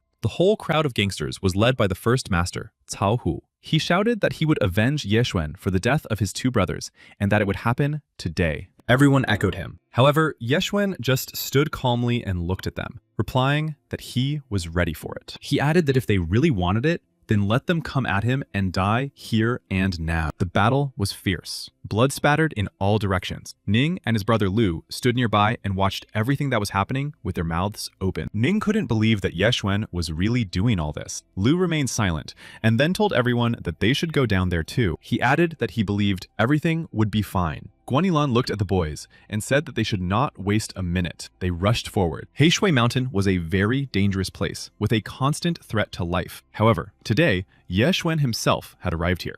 He had dealt with all the bandits. Now, Mount Heishui could exist in peace, and no one would restrict the freedom of the local residents anymore. The first master, Cao Hu, was still alive. He looked at Ye Xuan and told him that he couldn't believe it all. After all, he was too young. He believed that the young man couldn't be that strong. Ye Xuan turned around and looked straight at him, asking why he thought so. He wanted to attack the young master again, but in a second, he fell from Lu's blade. It was all over for the first master too. He appeared the next second and casually asked if Ye Xuan was injured. He appeared at the very end of the battle. Ye Xuan looked at him as if he were another enemy. He couldn't figure out what secret this disciple of the Split Cloud sect was hiding. The young master looked at the guy and asked Brother Lu what it all meant. He looked a little aggressive. The latter just looked seriously at Ye Xuan and immediately tried to be calm. He replied that he had eliminated Cao Hu because he decided that he would attack Ye. That is why he decided to do it first. He advised Ye Xuan not to worry about it. The young master did not think so. He replied that Brother Lu should explain himself. Lu asked seriously what he wanted to know from him. He stood directly opposite Ye Xuan with his friends and was again not particularly friendly. Ye Xuan looked at him and asked directly what had happened to his inner spiritual beast. Brother Lu sighed heavily and said that there really was a spirit on Heishui Mountain. It looked like an ordinary dragon. Ye Xuan asked indignantly why he hadn't mentioned it before. After all, if there had been a lot of unnecessary movements in the battle, it would have attracted it. It turned out that Brother Lu had even hoped that Brother Ye would die here today at the mountain. He was angry with the guy. Then, Ning tried to join the conversation and asked Ye Xuan who had given him permission to rush into battle. Lu yelled at him. He ordered Ning to shut up and not interfere in their conversation. Xuan just chuckled at their argument. Lu said he admitted his guilt. He apologized to Xuan for his mistake and added that he could rest assured. At the moment, the dragon was still too weak to attack. It was a female, and she had recently laid eggs. Ye Xuan understood that this was probably why Lu had decided to go and attack the dragon right now. Lu replied that they would do it together, which surprised the young master. The latter asked him what he meant, and Lu asked if Brother Ye was not interested. Brother Lu knew perfectly well why he was going there, and knew that Brother Ye might be interested in the real gold. He said that the spirit itself was an incredible treasure, and that its eggs would be worth at least 1 billion silver coins. Brother Xuan really liked this idea, because he could absorb some of these treasures and improve his martial arts skills. He agreed. He told Lu that he was in, and that they could go inside the mountain, but first, they had to complete their main task. Lu smiled slyly and replied that it went without saying. He ordered Brother Ning and Sister Guan to help them free the innocent inhabitants of the mountain. He added that Brother Ye would personally take care of everything related to Heishui's trophies. They agreed to meet at the lake near the mountain. Xuan walked down the street humming songs. It was already night. He reflected on how all the fights had gone well. He was quite satisfied with the result. For many years, Heishui Mountain had done nothing but rob honest people. Xuan decided that by taking the medicine, he would achieve his goal in no time. He would advance to the 8th rank of martial arts. In the future, he would be able to move the mountain itself. Lu and the others were waiting for him by the fire. When he saw Ye Xuan appear, Lu asked if he had managed to take care of everything. They freed all the gang's prisoners. The whole company rested and waited for the young gentleman. Ye Xuan replied that everything was fine and they could move on to their next task. Lu did not go into details right away and suggested talking on the way. Everyone got up to set off. Later, he began to tell them that a few months ago, he had heard rumors that Heishui Lake was teeming with various spirits. For this reason, he captured one of the members of Heishui Mountain, and as a result of interrogation, he learned that a newly born dragon lived in the lake. Yeshuan asked incredulously who his source was. He said what would happen if he provided inaccurate information. Sister Guan Yulan asked him not to worry. She said that the source was reliable and would definitely not deceive them. Lu added that Sister Guan was right. He had visited Heishui Lake last month and saw everything for himself. Lu spent a whole month preparing for this mission. After a while, they reached their destination, and Lu said that the entrance to the cave was right in front of them. Brother Lu was holding a substance that needed to be applied to the body to hide human scent. Lu said that this had to be done before entering the cave, and handed out jars of ointment to all the sect's disciples. He asked Yeshuan if he had any questions. He knew it was better to clarify everything before entering, so that there would be no misunderstandings later. In fact, Yeshuan had one question. He was interested in why Brother Lu was so obsessed with spiritual beasts. He added that before he joined them, their chances of success were only 10%. So why were they taking such risks? Brother Lu thought for a moment. He didn't know how to answer Yeshuan. Finally, he began to tell a new story. He said that he didn't have much time left and that his inevitable death was approaching. This news shocked everyone. Lu said that he had contracted some kind of disease as a child. At that time, it was announced that he would not live past the age of 25. Fortunately, the doctor gave him instructions, saying that he needed to drink the blood of a spiritual beast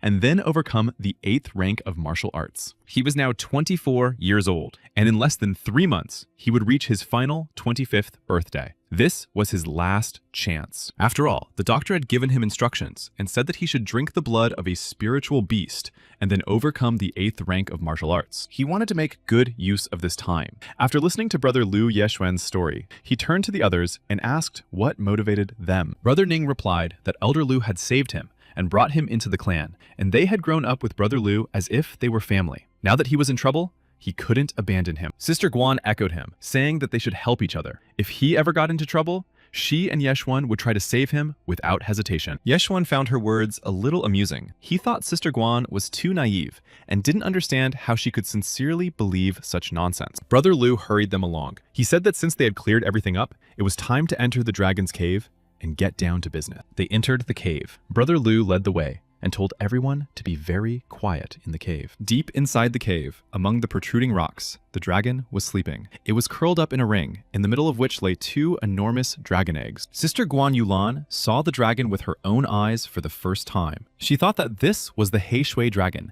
and considered the spirit to be an ugly beast. Hiding behind the rocks and observing from there, Brother Ning asked Lu if they were really going to destroy it. Brother Lu confirmed that this was indeed their goal. He watched the sleeping lizard closely. Brother Ning was very doubtful about the success of their plan, saying that it was huge and he doubted they would be able to destroy it. Brother Lu assured him not to worry because he had a plan that he had been planning for a long time. He placed a vial of green liquid in Brother Nin's hand, saying that it was a special poison. It couldn't destroy the dragon, but it would definitely weaken its power. Lu ordered Nin to take the poison and go to the edge of the cliff. All he had to do was pour the poison from the vial directly onto the dragon from above. Ming replied that he was very afraid. He told Lu that he was apparently not as brave as his brother. Lu reassured him. He said that he just had to pour the poison. There was nothing dangerous about it. They would destroy her as soon as the medicine took effect. Ning reluctantly agreed to participate in all this. Oxuan sensed something was wrong. Brother Ning made his way to the very edge of the cliff. The dragon was lying directly below him. It was asleep.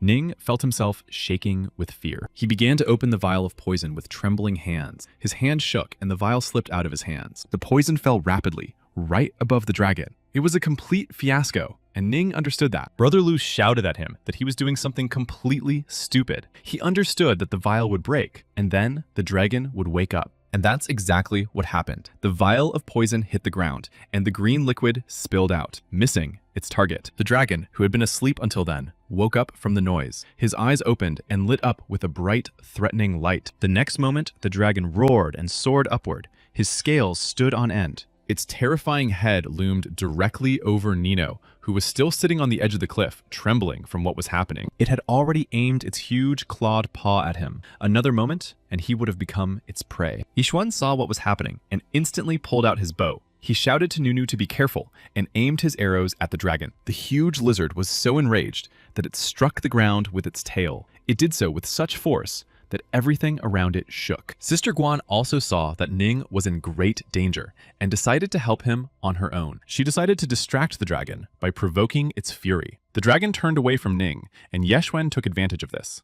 Leaping high above the dragon, Yeshwen shot his arrows at the terrifying spiritual beast. Its roar immediately echoed throughout the cave. The arrows hit it in several places. It was definitely wounded. Yeshwen dodged the dragon's attack and fell to the ground in the very spot where the contents of the broken poison vial had spilled. The system displayed a message that he was poisoned. He used the 100-flower skill and began the absorption process. Yeshwen realized that it was poison and that he had fallen right into it. At that moment, the dragon writhed, trying to get rid of the arrows lodged in its body. Guan Yulan understood that it would not be easy to deal with this beast and asked Lu what to do. Lu said that they needed to wait a little because the poison would take effect very soon. He still hoped for a normal outcome. Brother Ning had already regained consciousness a little. He understood that he had to go to help. However, the dragon caught him with its tail and he fell off the cliff. He caught the dragon's egg without even noticing, and it broke. Lu Guan Yulan and Yeshwen realized that this was very bad. The dragon froze, its yellow eye glowing in the darkness of the cave. The scene was terrible. He noticed that he had lost one of the eggs.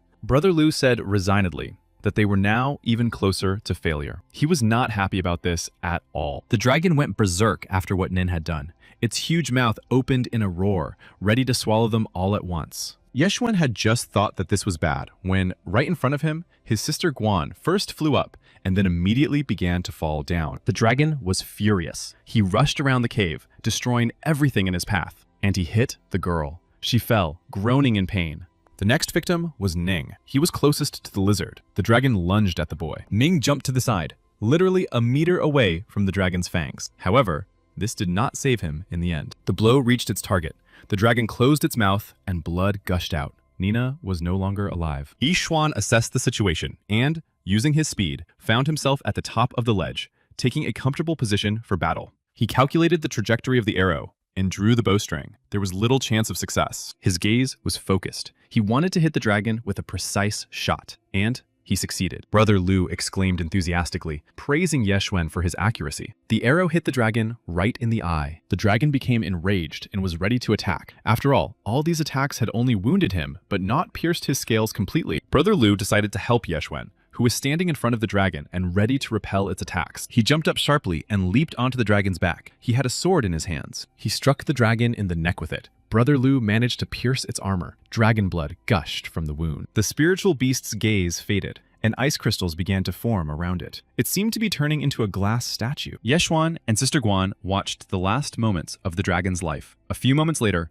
it fell right at Guan's feet. Lu's low-level blade was able to pierce the dragon's armor, and it finally froze. Guan was losing her last strength. Yeshwan leaned over her and asked if she was okay. Guan stared intently at Lu's blade, but said that she was fine. Brother Lu noted that his sister was right. As always, only a spirit weapon could pierce the armor, and only he knew this. Guan Yulan said that fortunately, Brother Lu had prepared well for this trip. Otherwise, they would not be alive now. Yeshwen confirmed this. He said that they had dealt with that, but where could they get the antidote now? Sister Guan perked up and asked Yeshwen what kind of antidote it was. She didn't know who it was for. Lu looked down at Yeshwen and replied that he didn't think he would notice that he had stepped in a poisonous puddle. Spreading his arms with a smile, he said that he did not have an antidote with him. From his answer, it was clear that he had planned everything. Only now did Yeshwan figure out Lu's plan. From the very beginning, he had planned to get rid of them. Lu looked at everyone and replied that he wanted not only to eliminate them, but also to take their blood. Every last drop. Guan did not recognize Lu. She said that he was strange and asked him why he was hurting people. Brother Lu just spread his arms and replied that Sister Guan had always been too naive and virtuous. Guan was very upset. On top of that, she suddenly felt ill. She clutched her chest and groaned. Brother Lu was already anticipating feasting on fresh blood. He thought it would happen very soon. He ran his finger along the edge of the blade and said happily that it was time. Guan realized that he had poisoned her too. It seemed that the poison had begun to take effect, and her sister was feeling very ill. Drops of blood appeared at the corners of her lips. She began to cough. Yeshwan supported Guan in every way he could. Even now, he stood holding her slightly. He only wanted to know from Brother Lu how he had made the poison. Lu just chuckled ominously and said he had decided to give them a hint. He added that he had given them all some qi ointment. Yeshun understood what the clue was. Lu had simply mixed his poison into the ointment they had all rubbed on themselves at the entrance to the cave. Brother Lu noted that Yeshun was very clever. However, looking at him, he added that it would not help any of them now. Lu had added chaos grass to the qi ointment. The grass is not toxic to the body in its pure form, but as soon as it came into contact with any poison, the effect of the poisoning increased several times over. Yeshun thought that it was no wonder that as soon as they reached the cave, the system immediately gave him its hint. Lu raised his hand, in which he held a bloody ball. It was a spiritual beast pip. He said that by eating it, one could enter the true spiritual realm. That was his real goal. He approached the group and, turning to Guan, said that he knew the pain was unbearable, but that there was no need to worry and that it would all be over soon. Guan raised her head with her last ounce of strength and looked directly at Lu. She wanted to say something to him, but immediately lost consciousness. Yishun barely managed to hold her. Lu didn't understand why Yeshun was fine. He asked why the poison had no effect on him. He decided it was because of his unique abilities. At that moment, the Devourer's system reported that the test was complete. The poison had been completely removed from Yeshun's body. At that very second, Lu received such a kick from Yeshun that he flew to the side, spraying blood. They pounced on each other and continued the fight. The resistance was powerful, and they seemed to be entangled in clouds of smoke and dust. As soon as things calmed down a bit, the spiritual beast pill was in Yeshun's hand. This really surprised Lu.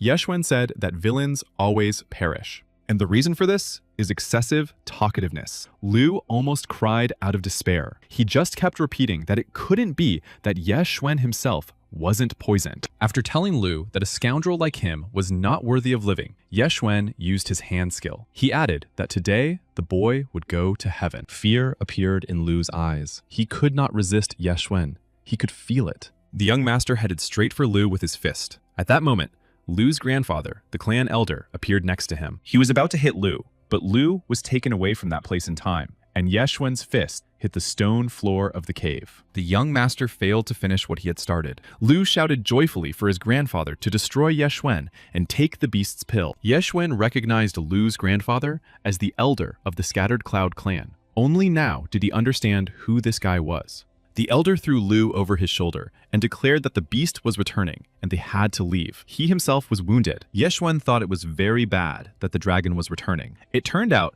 that they had only neutralized it, but not killed it completely. Guan remained unconscious. Yeshun picked her up and headed for the cave exit, but they did not manage to leave the lair of the spiritual beast. They hid behind a large rock. At that moment, a cobblestone fell nearby. The dragon flew into the cave, sniffing around as if it had lost something. It destroyed everything in its path. Yeshun thought that this old man and his grandson were no fools. They had planned everything from the beginning and were going to kill everyone here. The lizard saw the dragon's eggs. They were lying where the dragon had guarded them. Only one was broken. When the dragon saw this, he flew into a rage. His eyes filled with blood, and his scales stood on end. The clan elder saw that the spiritual beast was enraged and decided to get out of there as quickly as possible. Yeshun thought that this was a battle with the true dragon He Shui, and that they had no chance. Standing behind a rock, Yeshun thought about how the dragon He Shui and Old Man Liu had come out of the water. Yeshun took his bow out of his spatial ring. He knew that battle was inevitable, and it seems that his true moment had come. He pulled back the bowstring and took aim. Grandfather Li ran with his grandson in his arms toward the cave exit. He wanted to get away from there as quickly as possible. Yeshun pulled back the bowstring, took careful aim, and released the arrow. It hit the stone arch above the exit. There was an explosion, and a shower of rocks blocked the cave exit. Grandfather Li started yelling at Yishun, asking why he did that. The dragon was really close. He was about to say that it looks like the guy was going to die here today, but at that moment, the dragon's claw pierced his chest. Yeshun continued to shoot arrows at him, replying that whether he died here today or not, it shouldn't matter at all. The young gentleman quickly fired several arrows from his bow, aiming specifically at the stone arches of the cave. A heavy rockfall began, and the dragon was slightly hit by the boulders. It roared with rage while Yeshun hid behind a rock. He tried to buy himself and Guan some time to escape from the cave. Yeshun lifted the girl into his arms again. She was still weak and completely unconscious. He could feel her strength leaving her. Time was running out. Yishun ran to the exit and found a way through a river hidden under the rocks. He dove into the depths. Holding the dying girl close to him, Yeshun swam to the cave exit. The dragon realized that his attackers were escaping into the water and just roared with rage. Yeshun knew he had very little time, and called upon the blood consumption skill system. It reported that the exchange had been successful and that Ye Xuan had spent 230 Devourer points on it. After a while, he and Guan, in his arms, surfaced at the foot of Heishui Mountain. They were so close to death. However, Ye Xuan looked around and decided that it would definitely be safer for them to stay here for the night and rest. He decided to stay away from the place where the dragon lived. With Guan in his arms, he ran deep into the forest. A little later, he stopped to set up camp and lit a fire. Guan was burning with fever. He knew that the poison would soon spread throughout her body, and if it was not removed, it would be too late for her.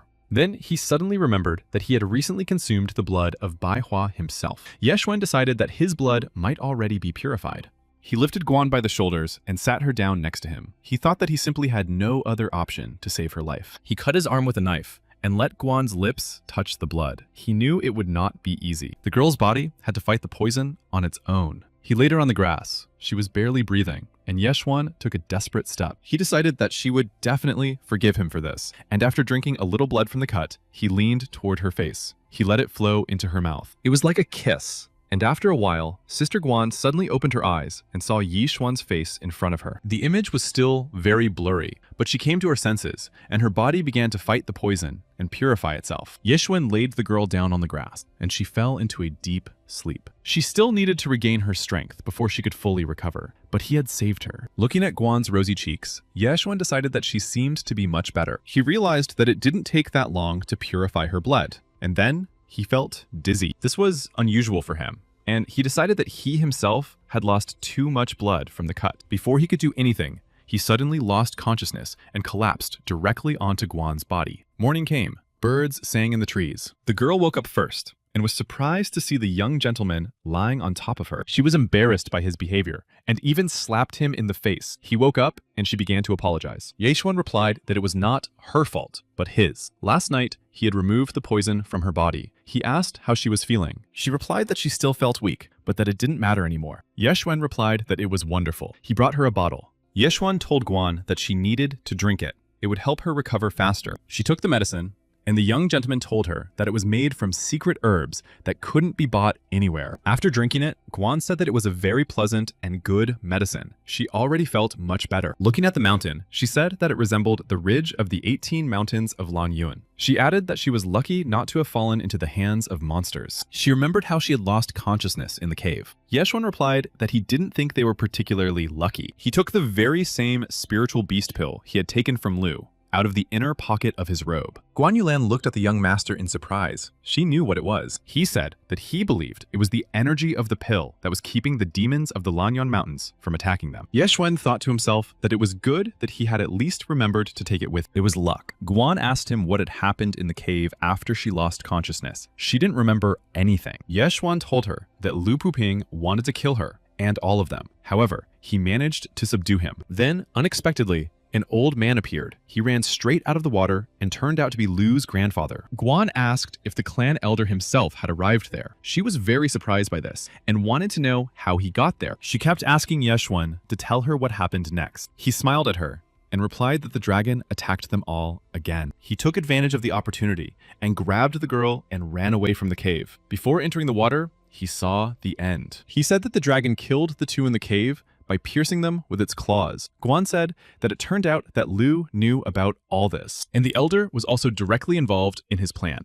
Ershuan replied that he believed that Lu himself had planned everything, mainly for his grandson. He prepared carefully and sent his grandson on a hunt. However, something still puzzled him. Lu said at the time that he wanted to drink their blood. Ye Xuan did not understand if he was using something sinister. Guan said that she did not fully understand it either. She asked what they were going to do. Many members of the clan had seen them, but most of the team had not. Ye Xuan stood up and said that when they returned from the mission, Elder Lu himself appeared. He took several young disciples on a mission, and he knew nothing more about them. Guan replied that it sounded good. Ye Xuan suggested that his sister Guan rest a little, while he was going to go hunting and get them something to eat. Guan warned him that it was very dangerous here. She advised him to be careful. He understood everything. He walked a couple of kilometers and caught some kind of bird for lunch. Ye Xuan roasted it on a fire. The aroma spread throughout the area. Guan was very hungry. When Ye Xuan handed her the food, she was very happy. Taking it, she thanked Ye Xuan for his care, adding that she was not as powerful as he thought. Looking at him shyly, she added that he could just call her Yulan. Her cheeks flushed red. Yeshuan was also a little embarrassed by everything that was happening. He asked again whether to call her Yula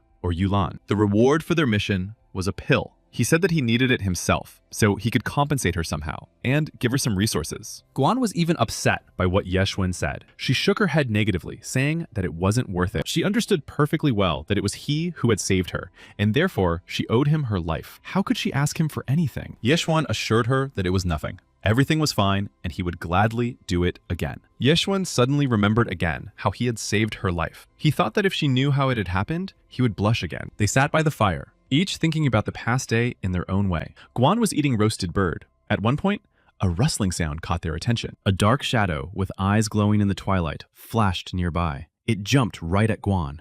It was a wild, fluffy cat. Before Guan could recover from the surprise, her roasted chicken disappeared right out of her hands. The furry creature grabbed its prey in a second and ran away. Angered by such unheard of audacity, Guan ran after it, shouting and waving her stick. Yeshuan, observing this scene, gave them a little time to catch up. Using his skill of speed walking, he instantly caught up with the animal. He said that this animal had a lot of courage, since it dared to approach and take their meat. It even fought with Yeshuan for its prey. At one point, Guan even feared for the cat. She suddenly changed her anger to mercy and shouted at Yeshuan to let it go. Yeshuan was stunned by her words. How could he let it go when he had almost finished with it? The kitten, all ruffled and out of breath, jumped into Guan's arms, realizing where to seek protection. Guan pulled him up by his paws and showed him to Yeshuan, saying that she could see what a cutie he was. It was a male kitten. Yeshuan thought to himself that the animal was not cute at all, and wondered if she had stopped him because of this monster. However, he kept quiet. Seeing how much Ulan liked this kitten, he decided to leave it alone. The girl began to gently stroke the cat's fur. Guan hugged the kitten lovingly, but the kitten was uncooperative at first. It was a little wild, and not used to gentle hands and care. She didn't know how to hold it. It scratched and meowed loudly. Its whole appearance betrayed its discontent. Such a beast would be difficult to tame. Yeshuan decided to help Guan. He said it was easier than she thought. He turned to the good behavior purchase system and made an exchange. The system showed that the exchange was complete. As a result, only 10 devourer points were spent. Guan saw a glass bottle with green balls in his hand and asked with interest what it was. Yeshuan replied that they were pills for good and obedient training. He said that they could be used to make the cat obey its owner. He picked up the kitten and put a pill in its mouth. It fell asleep immediately. Guan was very worried. However, Yeshuan explained to Guan that the kitten would become calm towards the first person it saw immediately after waking up. Yeshuan handed her the peacefully sleeping kitten. She carefully took the animal. When the kitten began to wake up, Guan's image was reflected in its eyes. The pill had worked immediately. The girl looked into its eyes and exclaimed admiringly how beautiful and cute they were. The kitten didn't let her finish and threw itself into her arms. Xuan handed her a bottle of pills and told her that they would gradually improve it, overcoming the limitations of its own pedigree. There were 10 pills in the bottle. He advised her to give it one from time to time, and when it had consumed all 10, it would recognize her as its owner. She was so grateful to Yeshuan for his care and for the new pet that she asked the young master to give her kitten a name. Yeshuan was embarrassed, but after thinking for a moment, he suggested naming him Chinyu. He thought the name suited him. Guan liked the nickname. She began to call him that. Everything was wonderful. Suddenly, the kitten became alert and pressed closer to Guan. They heard the crackling of trees, and a face appeared from behind the bushes, shouting to someone that he had found them. He told his master about it. Then, the first to emerge from the bushes was the terrifying and awkward Jiang Shang. He saw Yeshuan and said in his nasty voice that he was hiding here. He was curious to see who would help him in the fight this time. Yeshuan was very surprised to see him. He thought that since then, the little guy had understood everything and would no longer pick a fight with him. Guan was surprised by another man walking next to Zhang Shang. She knew who he was and called him by his name, Fan Yue. He was a tall, dark-haired man with a stately build. He turned to Sister Guan and said that they hadn't seen each other in a long time. He walked straight up to them, which made Guan unhappy. She didn't want him to come near. Zhang Shang stuck out his snake-like tongue and yelled that it was Yeshuan who had broken his arm back then. He had brought Fan Yue to settle the score with the young master. Yeshuan calmly said that it had only been a few days since his arm had healed. He added that it was his father who had hurt. Guan warned Yeshuan to be careful with the leader. He was the son of the Fan family in Nanyang, and moreover, a follower of the Split Heaven clan. During last year's competition, he had already reached the 9th level of martial arts. The girl looked at this man with horror. Guan added at the end that he was a cruel and inhuman person by nature. Many brothers and sisters had died at his hands. Yeshuen listened carefully. Fanhua told them that they were brave to dare to harm his clan, and that they would pay for it with their lives. Yeshuen replied sharply that he thought they would not succeed. He looked straight at his opponent and showed his determination with his whole demeanor. Fanhua flew into a rage and immediately responded to the young man's insolence, telling him not to be so cocky. He ordered the son of the city's ruler to attack, and together with Zhang, they rushed at Yeshuen with the intention of killing him, and Guan along with him. Standing next to Guan, Yeshuen told her that he would take care of the three of them and leave the rest of the enemy to her. Guan realized that they would have to fight together. She replied to Yeshuen that she was ready to go with him to the end and accepted the fight.